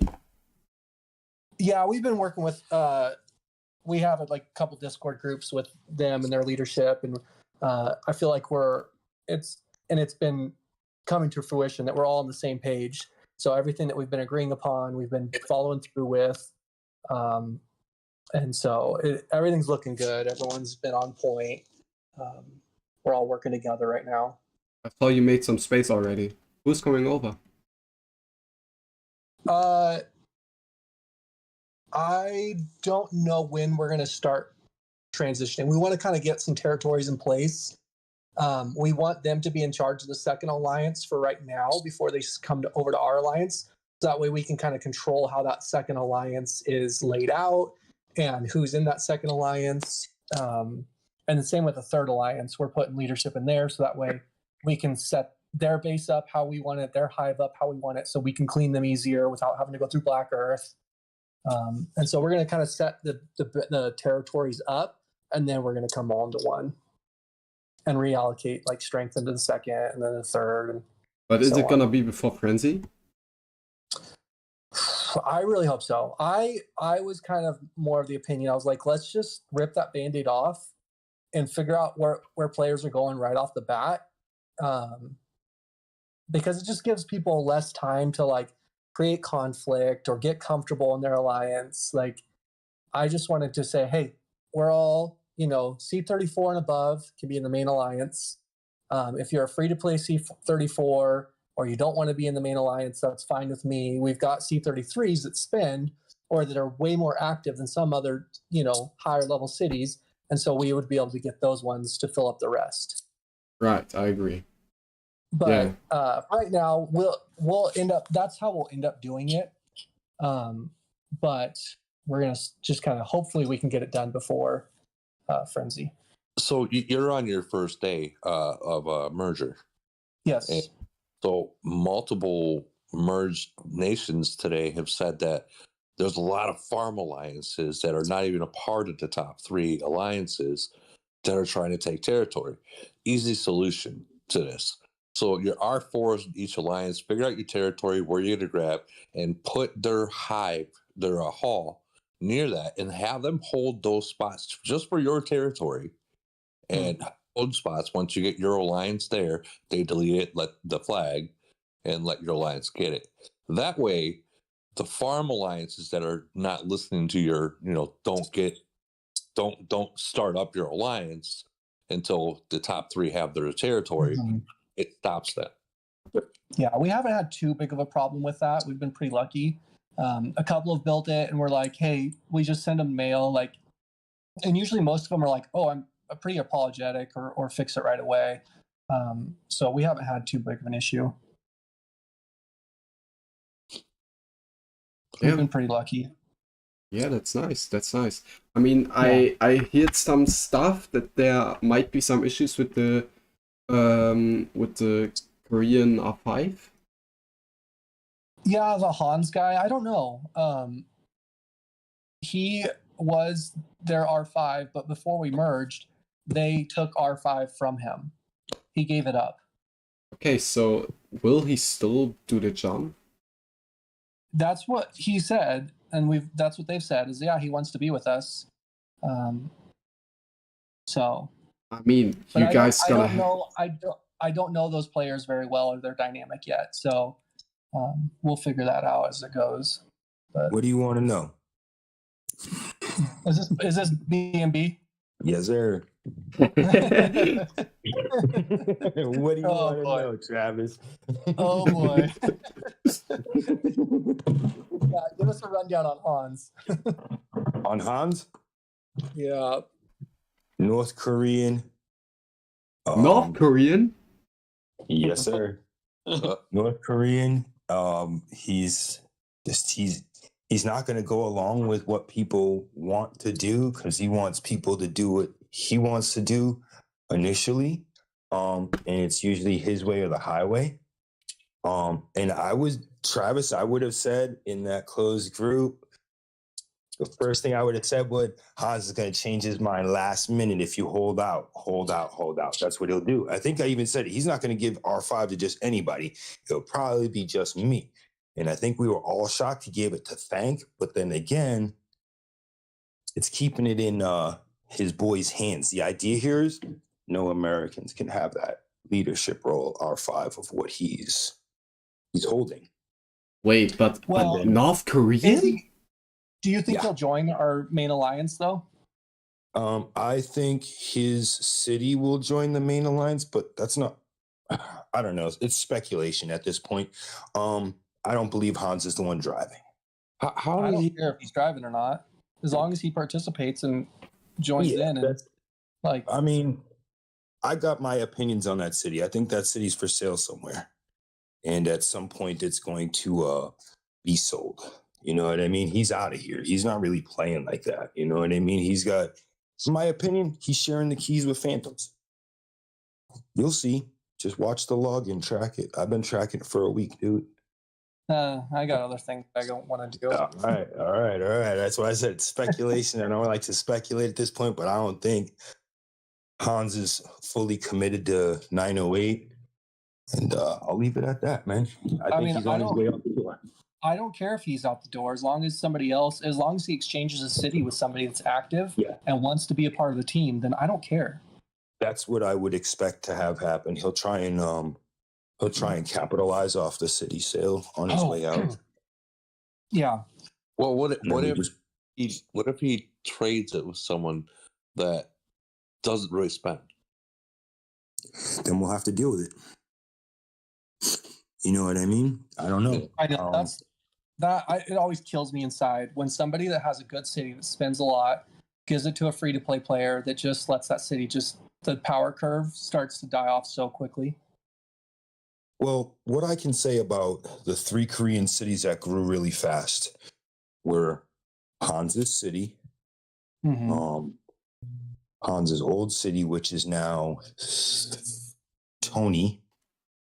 I'm sorry, that's Phantom City. Phantom is driving that. And then Tony City is the 3rd strongest.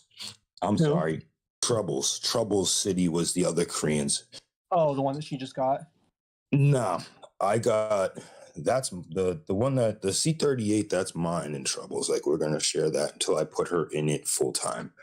All right, well, regardless, so Hans may or may not join us, may or may not be running a city. That's the basic rundown of what we're trying to get at. Yeah, I would just be wishy-washy of what he's going to do. You know what I mean? He's a mid-range. He's a monster mid-range. We do want him with us. I just don't know what his full game plan is.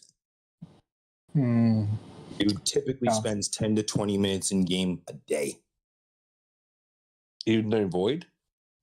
Void, he would pop in at reset, show out for an hour if we do, and then around 2-3 in the morning for us on Eastern Standard Time, he would pop back in for another hour. Then we wouldn't see him again until right before the match is over, or sometimes he just wouldn't show at all and his shield would be down. Sounds like Jason. Yeah, that city's been zeroed a couple of times. Frenzy, he's bled out points. I think regardless of who's running that city, that we will be able to kind of fix those issues with, participation, team building, that sort of thing. Like, we will make him more, whoever's running the city will make him more invested in the nation, because you guys had some more issues and kind of lack of leadership issues. And so there was a lot of players that were kind of, wishy-washy about it. Yeah, we're just happy that the ones that are committed and trying to play the game right, we're just happy to be here so we can get down to tighten it down. That's all. Yeah, and that's where we'll come in, because that's what we're good at. Huge. Awesome. Looking forward to it. Yeah, it'll be good. Yeah, absolutely. We're not as good as 923 or 896, but I think we'll iron it out. Yeah, we'll get there. Really buttering it up over here, buddy. It doesn't benefit me at all to butter you up. I'm just saying, you guys are good at it. Man, I want to play you guys after the merger. After our merger. Ironed in, it's gonna be fun. Yeah, I imagine you won't have to wait too long. My speculation right now is probably that 31 January. Going to be playing the merger nations from this pool for like the next month or two. Why did Bryce already say it out loud? Yeah, Bryce. Bryce is probably asleep right now. Otherwise, he'd join. You guys noticed that 779 didn't get a merge again? Yes. I think they will merge with some Merge Nation already. Yeah. When you reviewed 779, though, I mean, there's a big reason. I think a lot of it is the login, all the different metrics that they're looking at, and I mean, those things are like you and Relly were talking on one of your podcasts. It is astronomical how much BP and things are going on in 779, and there's just nothing taking away from it. Yeah. Well, there are multiple factors that I got from a good source, but I've seen 779 working on it, and the biggest factor is time. And I'm surprised they didn't get the merger yet. So 25, go. Huh? So the biggest... I'm going to peace out. I'll talk to you guys later. Okay, see you. Later, man. So the biggest factor is time, and with 779 being unmerged for 2 years or almost more than 2 years,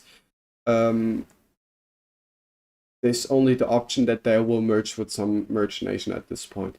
Because the next youngest nation is... 882, I think. 82? Really? Wait. 880. Yeah, 880. But that's over 100 nations already, and that's the youngest possible merger. So I highly doubt it. So maybe they will merge with some nation to wait, let me look at total mergers 0. So now we okay, now it's okay. So yeah, 779 and 880, they just are too old, too far from each other. It's oh my god, they have 30 months without a merger, 2.5 years. Yeah. Oh my god. Yeah, dude.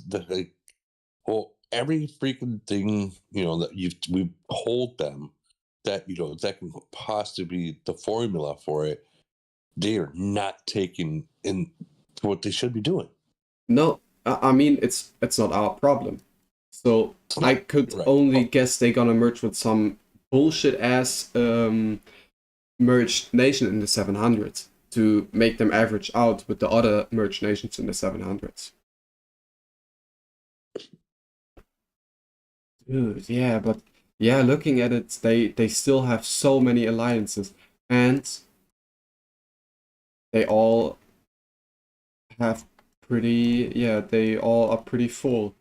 It's not like there are only 20 people, and no. Too many farms, too many active players.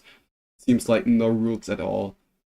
And at this point, they would need to set a rule on C34 and below players.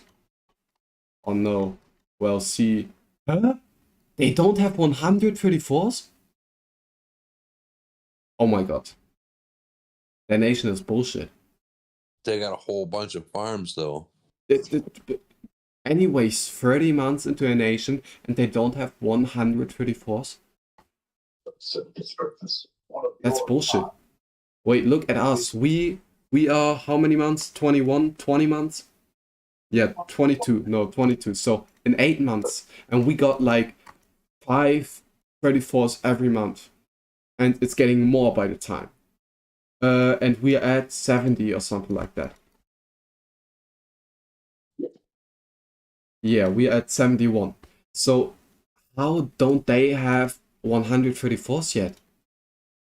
Didn't they have some experienced player that told them like, yeah, you gotta do this or that to build a successful nation, or build a nation that's competitive in any way?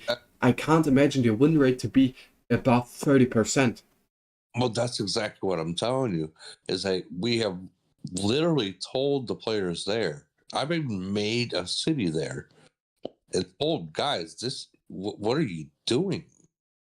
Get your shit together. Stop. Like, I get that, like Just Tip will say farm lives matter. I get that part, but it seems like everyone in the nation there has 20 farms. Everyone. So there are 3 simple steps I should be doing. First of all, burn them all. Just no. Burn them all is not an option. Not always. First of all, get all people into one alliance, all the top players. Second thing, get rid of those alliances. Those alliances are not helpful at all. The nation BP is always top 10 alliance BP. So the easiest thing to do is spread out your farms on multiple alliances. And that way you will drop your nation's nation BP already by, let's say, 500 million if you do that correctly. Then those alliances, academies aren't needed anymore. Set rules on players below, let's say, C30. Yeah, C30. None of them are allowed to have T5s or above. Yeah. It's pretty simple to lower the nation BP without having to burn everyone. And why, I can't tell you why they aren't doing it. It seems like they don't want to be. Maybe they declined the merger at some point. No, they don't. Trust me, Cash has never declined a merger at all. But on the other hand, Cash has never disciplined the nation either.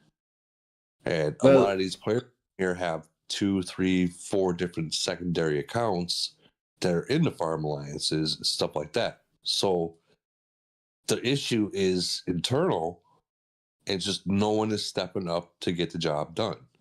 They know what they need to do, there's just no one stepping up. No, it seems like they just don't have leaders. Or maybe the wrong leaders. Maybe the wrong leaders, but they're doing just bullshit. Yeah. What's their kill rank at? And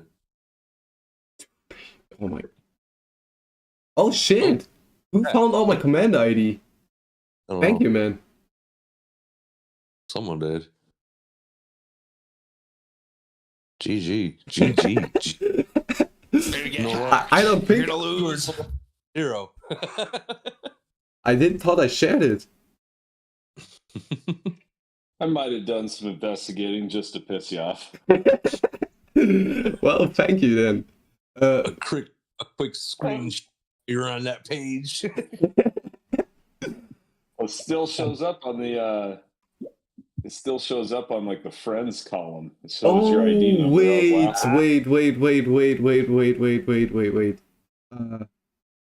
Get ready for that screenshot, boys. Okay, I know where. Okay. I thought I changed it. I've seen it before. That's why I asked you about the coins before. And then he's like, supporting your guy. He's like, no, I like 0. I'm like, oh, he's going to hate this. Wait, where is it? Yeah, you're welcome. I just bought some on some stolen card for you. Right. No problem. There you go. Dude, that would be so funny just buy some AOZ coins from those resellers for someone you don't like. Oh man. Yeah, it could really get someone in trouble, couldn't it? Probably not suggest that. That would be funny though. Well, anyways, 779 needs to get the shit to. Clue, don't you have a guy over there taking over the cash city? That's Shui, I think, is yeah, well, so Shui is a Vietnamese woman who played. Basically, she played in 904 and then sold her city. But not that people sell cities, right? Because that doesn't happen. But I'm like, yeah. Yeah. I always have to remember which ones are the official podcasts, which things can be said and which ones can't. So maybe I'll just stop there, right? I mean, it could be so easy. I mean, that nation is so old. They just need to do simple stats and they get a merger. It's not rocket science. Being managed for him. He's still logged in there every now and again. But yeah, I'm just not sure what the play is for 779 with who they want to merge with, what they want to happen with that city. You know, if Cash is playing 2 cities in 2 different nations, what does he want to do with it, right? That's probably the question. Right. Is he buying out the shop still in 779 like he is in 904? Well, I don't think he's got any shop left to buy out. That's the problem. I think he's still doing his island items in 779. But I think he's Tile showed me your guys' what was the most recent event where it tracks your contributions, and Tile sent it to us. He goes, "This is pretty funny. I mean, dude, we're all going to 120,000 or whatever to get the basketball court. They're Genghis and all those guys were like 800,000. It's ridiculous, isn't it? Holy crap! Yeah, it's ridiculous. So Cash's Officer BP has gone up like 2 million in 3 weeks. 2 weeks, 3 weeks. In his own words, he thinks he's ready to attack more carefree in the near future. So whatever that means, but yeah, he's still spending big. And if you look at any of those, like any of those games where there's some element of spending and exchanging, or any kind of island item at the end of it, then yeah, it's pretty high. So no signs of slowdown yet. Yeah. Here's the problem with 779 now. This last merge was the last one that the 700 nations can get a good merge, right? On the first one. So being with that said, whoever they merge with, that merger is going to suck. Meaning they haven't been merged yet. So it's only going to be a 3-nation merger on a second merge versus a 4-nation merger. Yeah, and then they're gonna suck even more. Yeah, and I hate to say it like that, but like now you're literally freaking you screwed the pooch. Yeah, unless they merge with some late 800s nation or 900s nation. That is a possibility. I have seen it happen before. It happened before. I think some 300s nation is playing in the 600s now by merging up to the 400s or late 400s and then into the 600s, early 600s. So it can happen to get big jumps, but it's very unlikely. Yeah. It hasn't happened since the 2-nation mergers. If I had to bet, I'd say that 779 becomes 904 in like 6 months. Dude, that would be crazy. That would be, yeah. But okay, let's say that happens. What is 904 going to do to fix the problem that 779 has right now? Burn them all and Burn just everything. accept that they have 3 more C41s. 2 or 3? I think they would just burn everything. Not let Cash run it. Well, Cash would have 2 cities in that he nation wouldn't then. have to run it. 904 already has people running it, so that kind of simplifies that to a certain degree. Or sell the city to another whale. I guarantee Cash will go back into 779 if like that city, if you guys got merged 904 and 779, he'd be right back original. Yeah, but he'll be able to give the 904 one he's building to another whale. They will go nuts. Because I mean that thing has been flying. When we had him in the mines, he was jumping like insane amounts weekly. Oh, I was watching. I think everyone here was watching. Yeah. Oh, one more thing. You all probably got this message here. Someone trying to sell you AZ coins or uranium and shit. Don't buy anything there. I mean, it should be obvious, but don't. They can't give you something like uranium or resources through your commander ID. And coins for that price is... I don't know. I wanted to check if he's actually able to give you coins, and I wanted to give it on some C10 or something like that, just to check if they're able to do it, or if it's just straight rip-off. No, they can do it, but this is exactly how you get your account banned, because it's just arbitrage, and likely arbitrage using stolen credit cards. So it's just But what about the easiest way to uranium put it part? is I mean, if you have coins, then you can get uranium. That's what they're trying to say. But the point is never give anyone money for AOZ coins. It's just a hard and fast rule. If you do it, there's a very good chance that your account gets banned. And then you get blackmailed by Camel, who wants what they feel that you owe them. Plus, Yeah, just find their commander ID and put coins in their account for them. plus, guys, if you think about it, it's kind of illegal, like not just to the game, and being involved with something like that with stolen credit cards. I mean, you can only play the victim knowing, so long knowing that what's going on through the game. I mean, at that point, you're literally doing something illegal. Yeah. You're charged with that stuff. That's not just getting your city banned. Like, you might sit in jail for some kind of fraud. Yeah. Is it worth just for like the people who listen to this who don't necessarily know what the scam is, just to explain it in a bit more detail? Yep. So I guess what's happening here is primarily people in places like Vietnam, etc., basically farming credit card information, stolen credit cards. You pay for that. They will put those coins in your account, but they've been purchased via a stolen credit card. And then when that stolen credit card bounces and there's a chargeback, it goes to Camel. Camel traces back the payment. They say the coins went into this account, and they ban you. Or what they actually do, I think there's like a 3 or 4 strike policy. And what they basically say is you have to buy the equivalent amount of things worth, and they'll list it in gold, so 600,000 K gold, that you have to buy, otherwise your account gets zeroed and done. So that's a scam. And as the guys have said, it's not really worth it. You might get some very, very short-term gains, but chances are within a week or two, Camel will catch up and ban you. Yeah.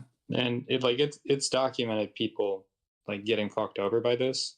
So like we're not just talking out of our ass. Like there's people in the higher nations, like the younger ones, that like you'll see people talking on Discord about them like getting caught buying scammo coins or whatever. Like it actually happens. So Funny how they'll take that don't do seriously, it. but they won't take their TNC seriously. Yeah. Well, it's a joke. if I know. If credit cards bounce, then all of a sudden it's like a red light goes off at Camel HQ. Well, yeah, dude. It's funny. You always see in the main server someone with a ban notice, and you're like, "I didn't do it." Yeah, you probably fucking did. You probably fucking did do it. I know this is a bit of a joke earlier, but it probably is also worth mentioning that if you do suddenly receive a load of AOZ coins and someone sent them you or whatever, it's probably just worth figuring out who they've actually come from. Because I know it sounds ridiculous, but in a high money game, people can do silly things to try and get people in trouble. It looks like I'm fucked. Noted. What he's thinking back to yesterday, like, God damn it. Fucked. Yeah, Rodder, you better be careful. That card's gonna bounce, bro. Dude, man, that black card only goes so far, man.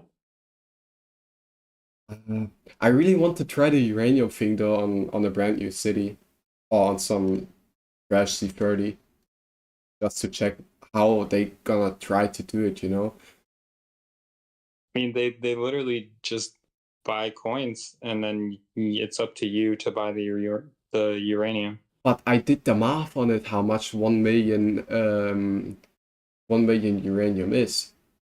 A lot. Well, yeah, but it's I can a lot give you the cheaper. numbers if you want to. So give me a second. It's a lot cheaper if you buy it from them, but it's still much. Why wouldn't they just sell you the coins then? It could be about 2.5 grand for $1 million.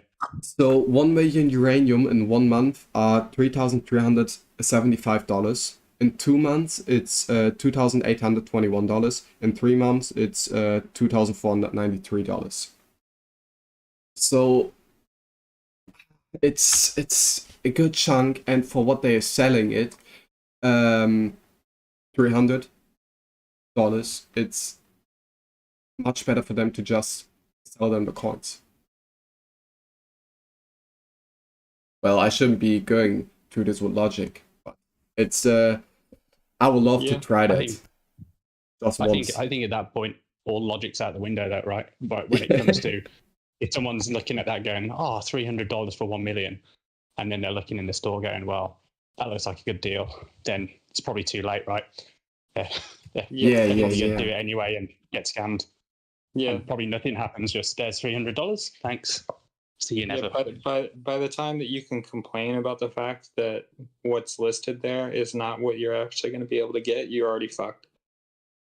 It's a bit like there's, you know, kind of typical scams that you get through on email, but they're so ridiculous that they're preying on people who there's some kind of filtration process happening that's saying, you know, if someone doesn't instantly dismiss this as being ridiculous, then they're the kind of person who's susceptible to scamming. So if someone's looking at that and even entertaining it, then that's already kind of filtered the universe of people into people who are susceptible to maybe taking that scam on. Yeah, it's frustrating the amount of times that I've had to say something on Nation Chat or in Alliance Chat. Like, you can tell they're referencing that because usually they literally copy and paste it. And they're like, hey guys, is this real? Can I do this? No. It's very frustrating how many times I've had to say that. Well, I mean, if it's a repeat thing, that the same person's asking the same exact thing over and over again, you know what? So be it. Maybe if you're that, maybe curiosity that killed the cat. Maybe you just need to play cat. Yeah. And just get it done and learn the hard way. This is why we need to take warning labels off of cleaning products. Oh man. Process of elimination. You don't need to have war, just do that. That motherfucker just kicked me out of mines. Oh, can you smoke a Tide Pod? I don't know. Let's try it. I mean, if you drink bleach. Who kicked you out of the mines, Woody? What? Did you say you got kicked out of the mines? Yeah, me and this guy from 722, very freaking strong. We've been going back and forth. Very strong. Lock Nation. The whole attack versus defense. No, not necessarily. Well, yeah, attack versus defense. Oh, he buffed way the fuck up. Holy cow. Dude, those Chinese nations are crazy. Look at the mergers. For example, the mergers, dude, it's crazy. The newest unlocked nation, or the newest merged nation, it's like only 3 months old or something like that. 4 months old. Yeah. Crazy. Imagine we would get those mergers as often. It would be so funny. So what's it? Yeah, 3 months. Rooter, what is funny is like when they took away the 3 nation mergers, they said that people will get merged faster. Yeah, no, that was the biggest lie. Now we're taking much longer. So much longer. Yeah. I mean, we are already at almost 2 years. And it's really nothing too special about 93 besides big activity. Right. I mean, I want to merge at this point. It's probably better for us to stay unmerged because no merger is still better than a bad merger. Yes. But it would be so much more fun for us to have a merger because I know we could casually get 70, 80 people attacks. I would love that. I would just love to see those numbers. I think everyone would love to see those numbers. Yeah, dude. I mean, we already hit like almost close to 90 in Elite Wars. Unmerged. Yeah, but how frustrating is that? Because, I mean, you have so many super whales, right? and they seem to get some hand-picked mergers based on some feedback, other things. Yeah. And then I know because 896 and 923, we've talked a lot. We want to put together a nation that's just going to be participating. Like instead of getting like the big whale at times, like we had talked about, like we could get 100 people to show up for an attack. Like how awesome would that be? That would be awesome, honestly. And like, but they like, you know, we put the position forward with the VIPs, all these things. And now we're not, you know, there's some big spenders and other things, but it's not as big as like the Martes of the world, right? We can't do really anything about it. So we just gotta hope, because there aren't really many nations left to merge with. So yeah, just hope. All I'm saying is if notices come through and 923 and 896 are not in the same merge pool, there's going to be a lot of tequila that's being suddenly downed. Well, it's getting close. I mean, you guys only have so many more nations that haven't got it yet. Yeah, I think there's only like 2 in front of 896, and there's only 1 in between us. So Maybe, and if they merge like they did this time, and 917 isn't on the list, we might be lucky. You ain't about it. We ain't merging with 779. Okay, well, No, you said get it outta now. here. So you said it, so it might happen. But no, I need you to put some affirmations out there that are completely opposite of that, bro. Yeah, where's Bryce? We need his voice here just to Yeah. speak it into fruition. yeah, he's muted. He's typing. Oh, that's a first. He's muted, he says. He's just writing in the chat. I just woke up, my bad. Oh man. Dude, please don't manifest shit like that. It would probably, it's even worse than merging with the teddy bear. Yeah. It probably would be, because I could mute the bear. Well, look the I bright couldn't side. mute the. I couldn't mute the. Look at the bright side. If 923 gets 779, you got your whale. I don't want a whale. I was saying it's trying to look on the bright side. I want rather merge with 896 and have some fucking active alliance and have some strength that can back this activity up. Than just have one whale, you know, and a bullshit nation I have to train over and over again. Yeah, I think the worst part when you gotta retrain, you want to merge with somebody who already has their shit together, and you just fucking slide right in. Look, if we would merge with 896, we would just have to pick 50 people from each alliance, make our new alliance, and that would be it.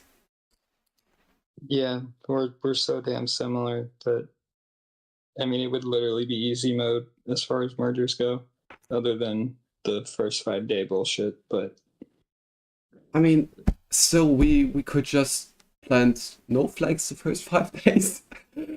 oh, that's not how that works. Oh, I know. But yeah, total member stuff, it would be clear. The thing is, the next round of mergers, a lot of, you're talking there, right, like 896, 923, similar nations. There's big players, but not massive players.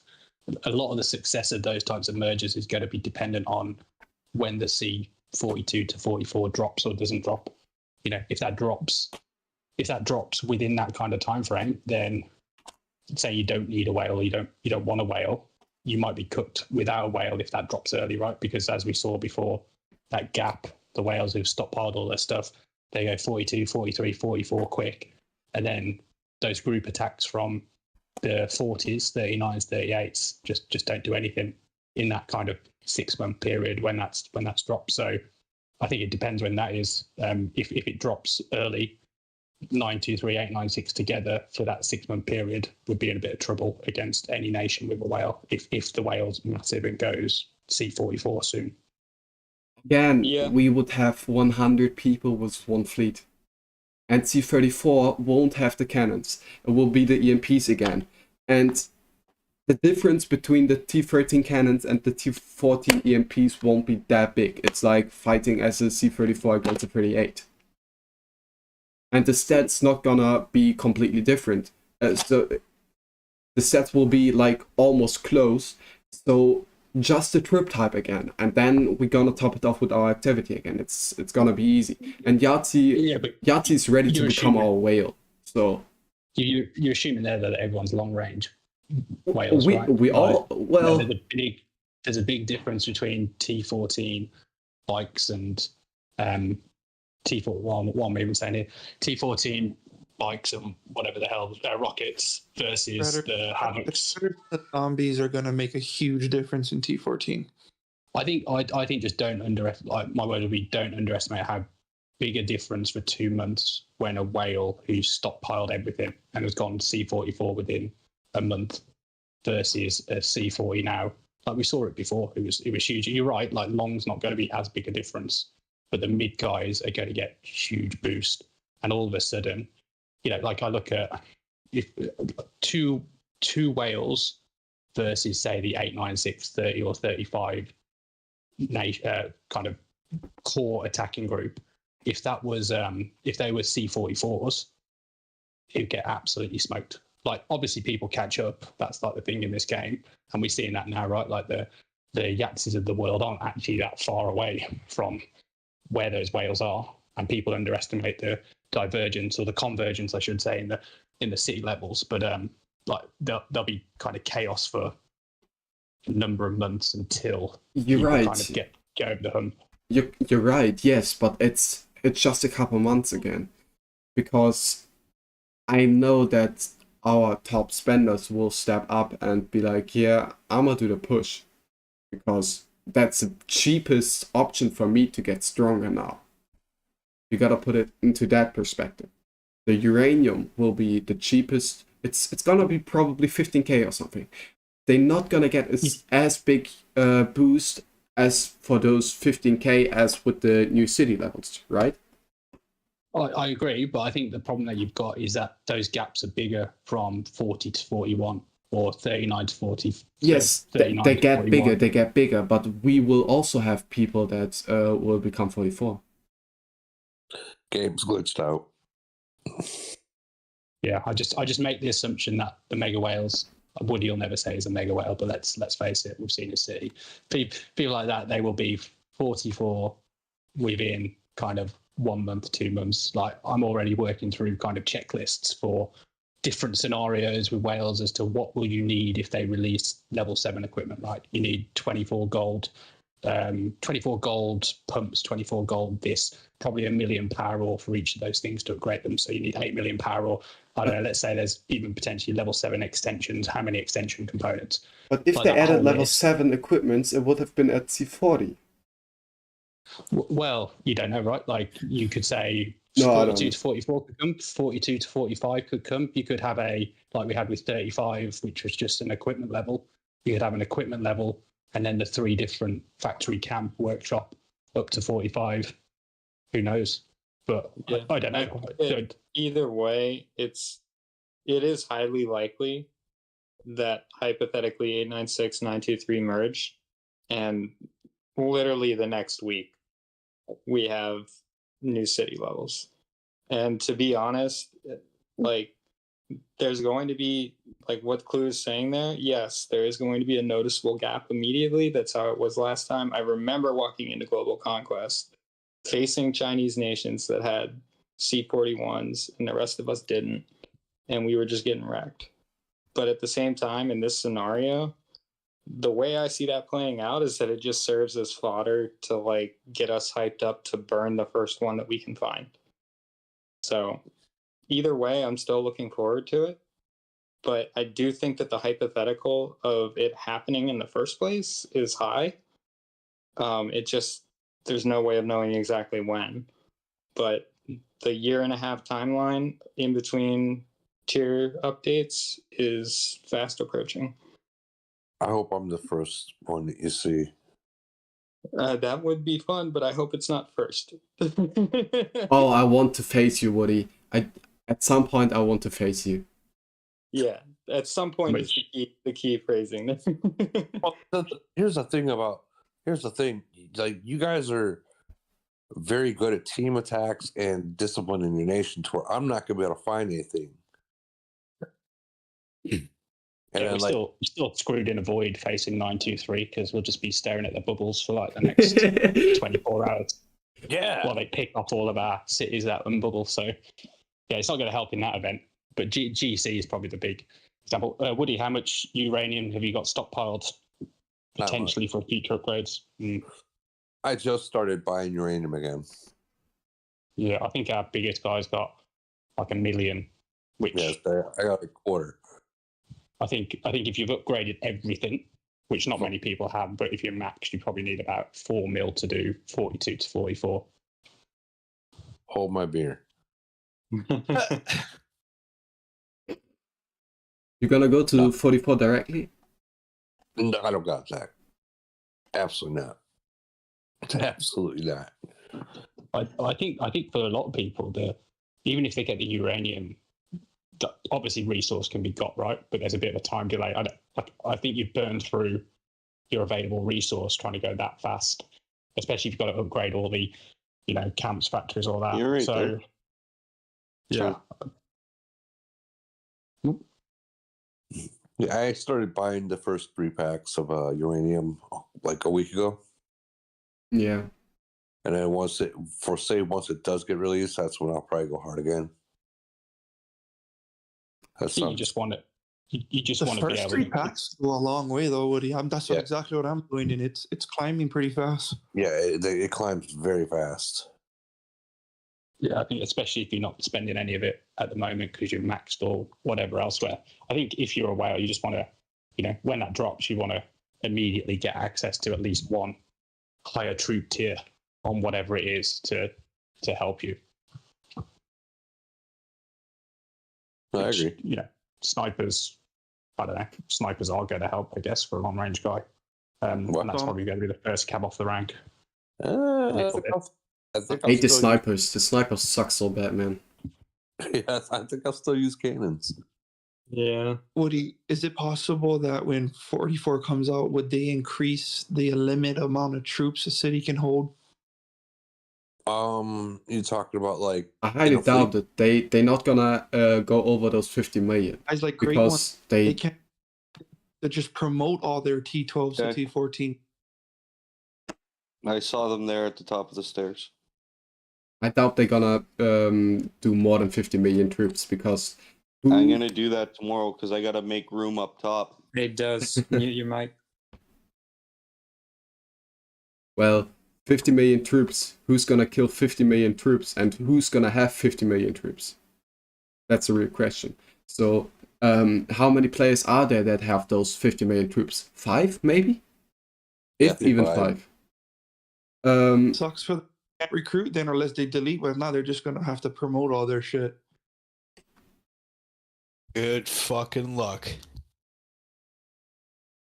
You're going to need every one of those 100 people for that group attack on those guys. It's not even that. There's just not enough strongest team. There's no strong team that can do that in the game yet. To burn someone like they would have to like 100 fucking C40s, and all of them have attack over like 1700 just to even hurt someone like Great One or Rondo. No, they would need to release another strategy officer, deal with the first aid problem, and have a fleet size increase that way. Yeah, it's going to get worse with the 44s. Like, the reality is they should limit, if they limited troops to 15 mil, then we've got a game on our hands. But anything above 15 mil troops-wise in a whale, forget about it. Yeah. Well, at our level, maybe older nations is 20 mil, but who knows? Guys, you got to realize that like there are a lot of players just because they only have like say 150 million BP. If that's a fucking super whale, even with a big attack like that, it's still not an easy attack. Like there's a good chance that they still might not be able to run them. Like, there's not many people out there that has 1900 melee HP and 1850 long range or mid range attack. There's not many of those people out there. Those are the kind of people that you still might not be able to burn that city. Yeah, that's the exact reason that we did not attack black when we played 1020, is because we saw that report that 923 had. That's something we're not gonna talk about. Yeah. Wait. Good on you for hypothetically trying, but not gonna do that during Void. No. During Frenzy, we only lost like 30 million points. But still, even if we would have had the whole alliance online, we would be fairly easy on points. Fairly even on points. Yeah, I don't doubt that. Yeah, so... But that was a different time. Now we have much more C-34s, and the cannons in team attacks are so great. And that's why after the merger, 100 people with 34s are just dangerous. The thing is, my belief is sometimes for some people in the alliance, seeing is believing, right? Like people get themselves into a bit of a frenzy in terms of hitting a whale or hitting a big target. And even though if you're sitting there going, this isn't going to work, this is pointless, sometimes you just got to let them do it, see the result, and then they won't do it again. Otherwise, there's always this burning what if. And I think that's it, right? Like you get overconfidence, you hit a target, you assume you can hit a bigger target. Next time you assume you can hit a bigger target. And then there's some kind of 150 million whale. And then you hit that and go, nah, we won't do that again. That was stupid. I don't have the report anymore. But we didn't face any strong whale in a long time. So we just figured, yeah, we're just gonna try and see how many troops we're gonna kill. We knew we weren't gonna win. We just were like, yeah, we just need these and those kills to get even on points. And then we're good. Well, that's the reality of this game, right? Like we all know that there's stats behind it. There's some stats, but it's a bit of a black box. Trying to actually computate the result of something from the inputs is pretty difficult. The only real way of doing things is feeling it out and testing it. And yeah, like you said, everyone in your alliance is improving week on week. So where your alliance is in 2 weeks' time is very different to today. And what you can do in 2 weeks' time will be different to today. And the only way of figuring it out sometimes is getting the results, getting the evidence, and then saying, all right, okay, that's a good kind of reference point to use next time. Because trying to do it from first principles, forget about it. Yeah, that's why doing that hit during that frenzy was definitely a good idea. Because you need to get that type of baseline, because you're gonna come up against more blacks. You're gonna face those type of players, and you don't want to be 896 during Void when black ports into your hive after he's given up and falls asleep literally in the middle of your hive, and then you got Relly fucking staring at that thing for the next 5 fucking hours, wondering what if we did the thing that all the people in the Alliance chat are screaming that we should do. Yeah. So you wanna try like you start off with like 80 million, then you go up to 100 million battle power, blah blah blah, and just try if you can kill those people. But we didn't have a strong player for a long time, not over 100 million in a long time. And then we saw this 250 million city and thought, yeah, we just gotta try it and see what we can do. And now I want to face some 100 million city, and I'm pretty sure we can easily kill it. And I'm confident we can go up to 120 million right now. With good stats like 1600, 1700 long range attack or something like that. Yeah, we've been dealing with a very similar drought in that sense. It was we really wanted to hit Valley during the 904, little romp that we just had, and I think that we saved ourselves a lot of trouble by Marty just happening to port in where he did. So. Oh, you wanted to hit Marty? No, Marty ported in. We're probably 10 seconds before we were gonna hit Bally.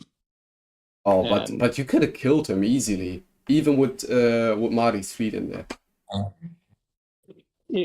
At the time, we were just very focused on doing what was safe to make sure that we would. Okay, yeah, okay, get gotcha, the gotcha, 1.8 billion point deficit that we had to make up. I mean, if it was a normal void scenario where you're only down by like, I don't know, 1 billion or like $500 million or something, I don't think we would have been as tight-lipped about everything. But in that moment, we knew that we could get the points out in other areas, so it just didn't make sense the second that he poured it in. It was like, okay, well, now I don't think you would have killed. You wouldn't have killed it with Marte's fleet in there as well. Like, it's very different, given that Bally's got, I don't know, 5 or maybe more than that, 6 or 7 mil of his own T13s, T12s, 1400% troops in there as well, plus another whale fleet. I think that would have been a bad outcome. It's possible we still could have won the battle report, but like the points would not have been good. You know, we came to the conclusion pretty early on in that fight that to beat that kind of core set of 30-ish players, right, we needed 2 of our big whales to do that. And if we had less than 2 on an attack, it wasn't going to happen, which we did demonstrate multiple times. And then on the defense, if we were defending like a crap city, not a crap city, a city like mine, I should say, we'd need 3 of those whales given. She's still looking. Yeah, that checks out. But yeah, hopefully someone will kind of just walk into our sites soon enough. Yeah, so it's difficult, but like I said, you just got to test relatively iteratively, but safely somehow what your limit is as an alliance, which is difficult.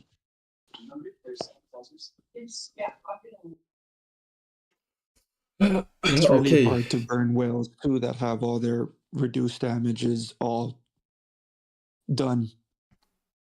Yeah. Right, Woody? I mean, you still can, but you're gonna need a lot more players, and it depends on how good your stats are. I mean, you gonna notice now, or once you have your T13s, you will lose like no troops again, because your alliance is already that strong that you will have so big attacks that your frontline won't die, and that means you won't lose any troops. Your alliance gets stronger every single battle. When hitting a C30 with like 5 people, you won't lose any troops anymore. Just your teammates will lose troops. And that's the point where you will notice, yeah, I can move on to a bigger city with, let's say, 100 million battle power and those 85.5% reduced damage taken. And at some point, you will have to get bigger, because you can't just always wait for the whale to do mistakes or something like that.